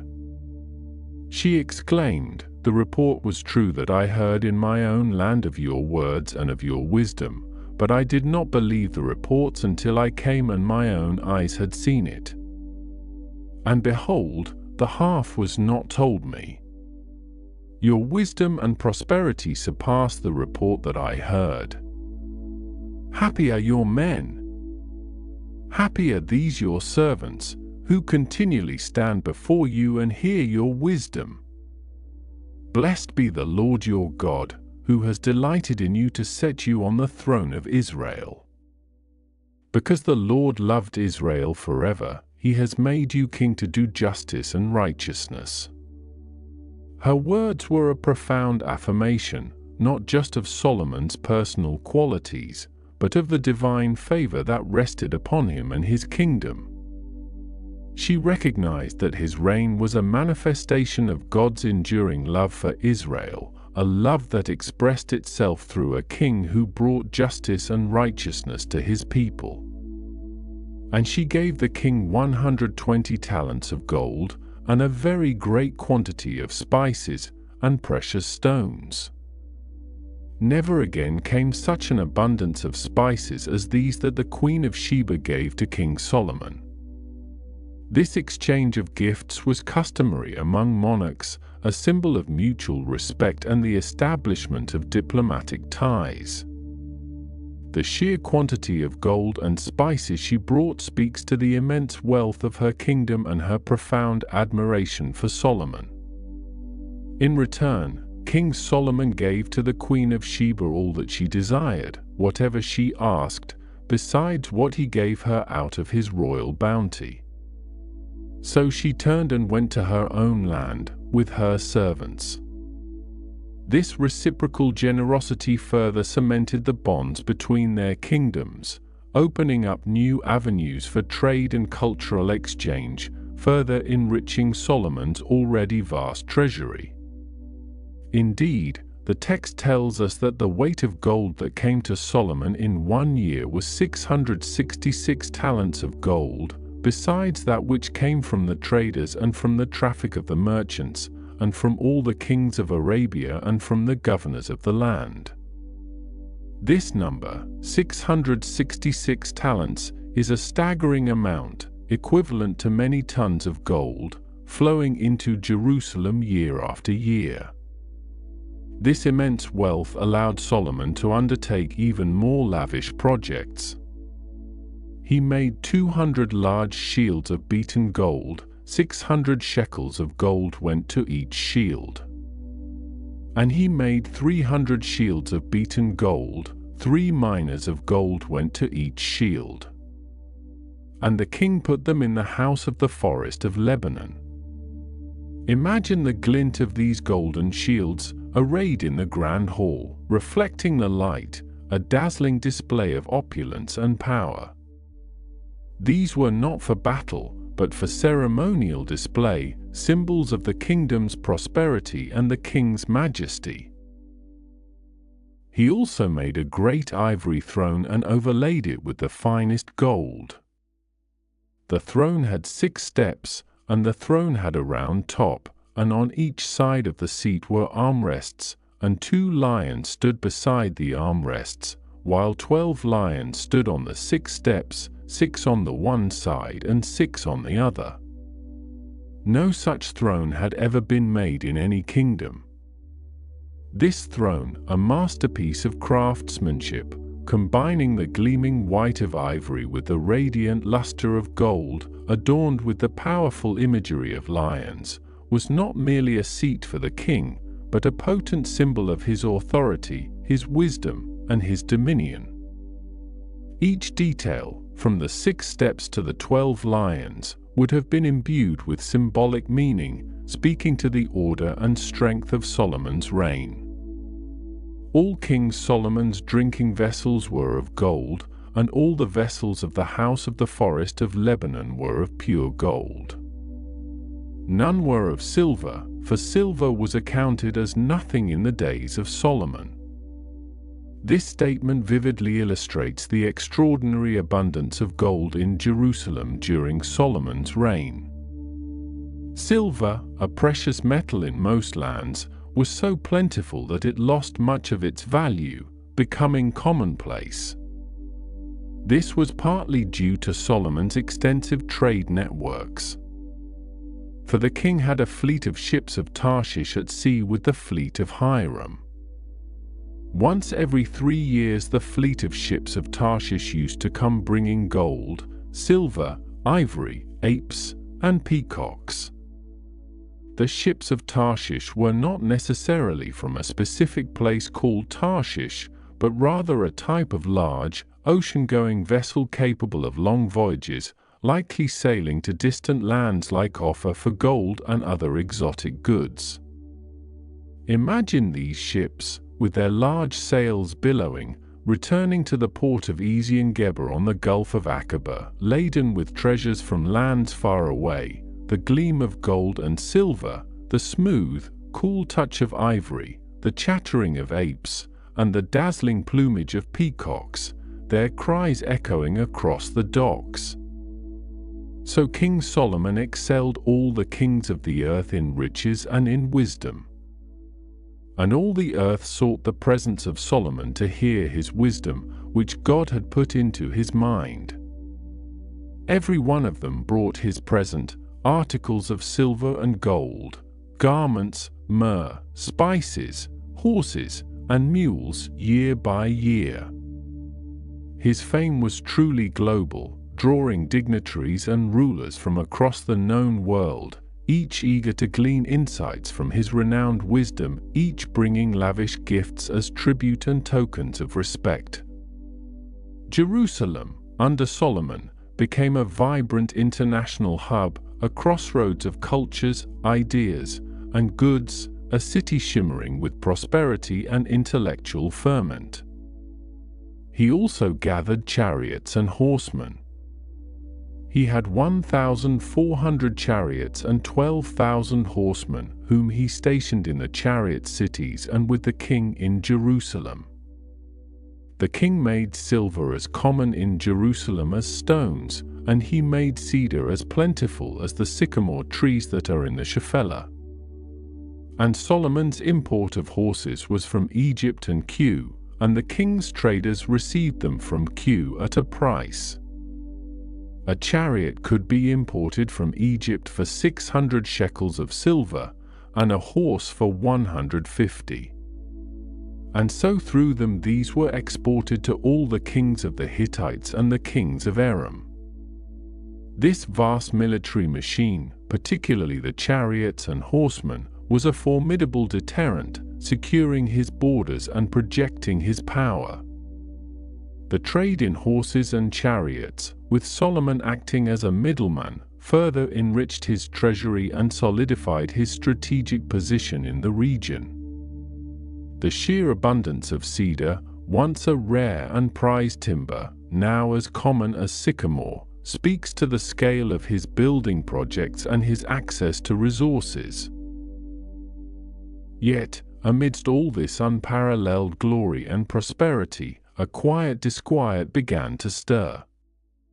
The very things that brought him such success, the foreign alliances, the accumulation of wealth, the multiplication of horses and wives, were precisely the things that the ancient laws had warned against. The heart of a king, it was understood, must remain singularly devoted to the Lord, lest it be led astray by the allure of worldly power and pleasure. The narrative, with its gentle, almost melancholic tone, begins to hint at the consequences of these choices, consequences that would not be immediately apparent but would slowly, inexorably, unfold over time. The foreign wives, who had brought with them their gods and their customs, began to exert a stronger influence as Solomon aged. Their presence in the royal court, their daily rituals, their fervent prayers to their own deities, were a constant, subtle pressure. It is said that when Solomon was old, his wives turned away his heart after other gods, and his heart was not wholly true to the Lord his God, as was the heart of David his father. This turning was not a sudden conversion, but a gradual inclination, a slow yielding to the desires of those he loved and sought to please. He built high places for Chemosh, the detestable god of Moab, on the mountain that is east of Jerusalem, and for Molech, the detestable god of the Ammonites. And so he did for all his foreign wives, who made offerings and burned incense to their gods.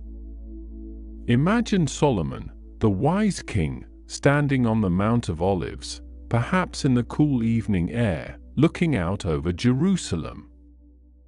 To his west, the magnificent temple, his crowning achievement, still gleamed in the setting sun, a monument to Yahweh. But to his east, and on other hills around him, the smoke from other altars would be rising, thin tendrils against the twilight sky, carrying the sense of foreign devotions. He, who had once dedicated himself so fully to the one true God, now found himself presiding over a kingdom where a multitude of gods were openly worshipped, where the clear, singular voice of the covenant was becoming muffled by a chorus of other voices. His heart, once so undivided, was now, in its later years, described as not being wholly true, a subtle yet profound distinction from the passionate, if flawed, devotion of his father David. This quiet divergence, this slow turning away, would set in motion a chain of events that would ultimately reshape the destiny of his kingdom, a slow, almost imperceptible drift that began with small compromises and ended in a fractured legacy. But in those early, golden years, when the dew still clung to the olive leaves in the morning light and the air carried the scent of fresh cedar from the mountains, Solomon's reign was a symphony of peace and prosperity, a time when the dreams of his father David began to take solid, breathtaking form. David, a man of war and passion, had yearned to build a house for the Lord, a permanent dwelling for the Ark of the Covenant, that sacred chest crafted in the wilderness, which had journeyed through so many temporary tents and makeshift shelters. He had gathered materials, gold and silver, bronze and iron, cedar and cypress, envisioning a structure that would reflect the majesty of the God he served. But the divine word had come to him, a gentle whisper in the quiet of his chambers, that it would be his son, a man of peace, who would oversee this monumental task.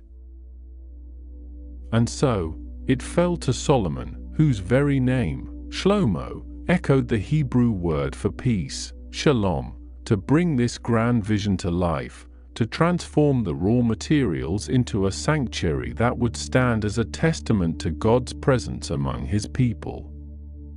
The site chosen was Mount Moriah, a place steeped in ancient memory, where Abraham had once, in a moment of profound faith, prepared to offer his son Isaac, a place hallowed by centuries of unspoken prayers and the whisper of the wind through ancient stones. It was a prominent hill, overlooking the burgeoning city of Jerusalem, its slopes still rugged and wild in places, awaiting the touch of human hands to sculpt it into a sacred precinct. The scale of the undertaking was immense, requiring not just vast resources but an unparalleled level of organization and skill, a coordination of thousands of laborious and artisans, their movements like a slow, deliberate dance across the landscape. Solomon dispatched envoys to Hiram, the king of Tyre, a seasoned ruler of the Phoenician city-state, whose people were renowned throughout the ancient world for their mastery of shipbuilding, their intricate metalwork, and their ability to fell and transport the magnificent cedar trees that grew in abundance on the slopes of Lebanon. The cedar, with its rich, aromatic scent and its resistance to decay, was prized above all other timbers, its deep reddish-brown hues promising warmth and longevity. Imagine the scene as the negotiations unfolded, not in grand, echoing halls, but perhaps in sun-drenched courtyards, the air thick with the scent of spices and the distant cry of gulls from the Mediterranean coast. Messengers would have traveled the dusty roads between Jerusalem and Tyre, carrying parchment scrolls sealed with royal impressions, their voices relaying the carefully chosen words of their kings. Hiram, a long-standing friend of David, readily agreed to Solomon's request, recognizing the mutual benefit of such an alliance. He would provide the skilled lumberjacks, the master craftsmen, and the precious cedar and cypress logs, while Solomon would supply the wheat and olive oil, the sustenance for the thousands of workers who would toil in the Lebanese forests. The forests of Lebanon, vast and ancient, would have been a sight to behold, the towering cedars reaching towards the sky, their branches forming a dense canopy that filtered the sunlight into dappled patterns on the forest floor. The air would have been cool and damp, carrying the earthy scent of pine needles and damp soil, mingled with the sharp, resinous aroma of freshly cut wood. The sound of axes biting into timber would have echoed through the valleys, a rhythmic, persistent beat that spoke of human industry against the backdrop of nature's grandeur. Thousands of men, their muscles straining, would have worked tirelessly, felling the colossal trees, stripping their branches, and preparing them for their arduous journey. Once felled, the massive logs, some perhaps 60 feet long, would have been dragged by teams of oxen or by sheer human strength down the steep mountain slopes, a slow, grinding process that left deep gouges in the earth. Then, they would have been floated in great rafts along the Mediterranean coast, a perilous journey on the open sea, the waves lapping against the fragrant timber, until they reached the port of Joppa, south of modern-day Tel Aviv. From Joppa, the logs would have been transported overland, a distance of about 35 miles, to Jerusalem, a monumental feat of logistics and engineering in an age without modern machinery. Imagine the creaking of wooden carts, the shouts of the drivers, the rhythmic thud of hooves on the ancient tracks, as these precious timbers made their way inland, a slow procession towards their sacred purpose. Meanwhile, in the quarries outside Jerusalem, thousands of stone cutters, their faces grimed with dust, would have been meticulously shaping the massive blocks of limestone, the local stone, into precise dimensions. The air would have been filled with the incessant chipping sound of hammers and chisels, a metallic ring that would have carried across the hillsides, mingling with the cries of the overseers and the grunts of the laborious. These stones were not to be cut and shaped at the building site itself, but rather in the quarries, so that, as the biblical account carefully notes, no hammer or axe or any iron tool was heard in the temple while it was being built. This detail speaks to a profound reverence, a desire for the sacred space to emerge in silence, without the clamor and discord of construction, as if by divine hand. The workforce was immense, organized into rotating shifts to ensure continuous progress. 30,000 men were sent to Lebanon in shifts of 10,000, spending a month in the mountains and 2 months at home, a system designed to prevent burnout and maintain morale. 70,000 men were employed as carriers, their backs bent under the weight of stone and timber, their footsteps marking the ancient paths. 80,000 men were stonecutters in the hills, their hands calloused, their eyes keen, shaping the rough rock into smooth, precise forms. Overseeing this vast enterprise were 3,300 foremen, their voices carrying across the work sites, their eyes watchful, ensuring that every task was performed with precision and efficiency. The construction of the temple itself began in the 4th year of Solomon's reign, a time when the kingdom was at its zenith, peaceful and prosperous. The foundations were laid with massive, carefully hewn stones, some of them perhaps 15 feet long, forming a solid base that would support the weight of the structure for centuries. The temple building, though not enormous by modern standards, was designed with profound symbolic significance. It was 60 cubits long, 20 cubits wide, and 30 cubits high, approximately 90 feet long, 30 feet wide, and 45 feet high, a rectangular structure oriented towards the east, its entrance facing the rising sun. The interior was divided into 3 main sections: the ulum, or portico, a grand entrance hall, the hekal, or holy place, the main sanctuary, and the dibir, or most holy place, the innermost chamber, a cube of 20 cubits on each side, where the Ark of the Covenant would finally rest. The walls were lined with cedar panels, intricately carved with cherubim, palm trees, and open flowers, their surfaces then overlaid with pure gold, so that the entire interior would shimmer and glow, reflecting the light from the oil lamps and the golden vessels. The air inside would have been rich with the scent of cedar and the faint metallic tang of gold, a sensory experience designed to evoke awe and reverence. The floor, too, was covered with cypress wood and then overlaid with gold, creating a seamless expanse of shimmering precious metal. Chains of gold separated the holy place from the most holy place, and a magnificent veil, woven with blue, purple, and crimson yarns, and embroidered with cherubim, would have hung before the entrance to the inner sanctuary, a vibrant splash of color against the golden backdrop.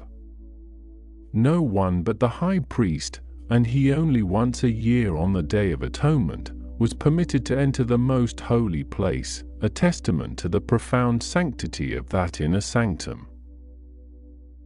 The craftsmanship was exquisite, a testament to the skill of the Phoenician artisans and the Israelite workers who labored side by side.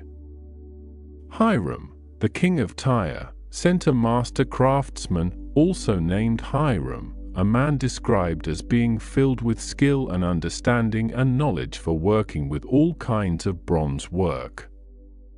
This Hiram, whose mother was an Israelite from the tribe of Naphtali and whose father was a man of Tyre, was a master metallurgist, a sculptor, and an engraver, a true artistic genius of his time.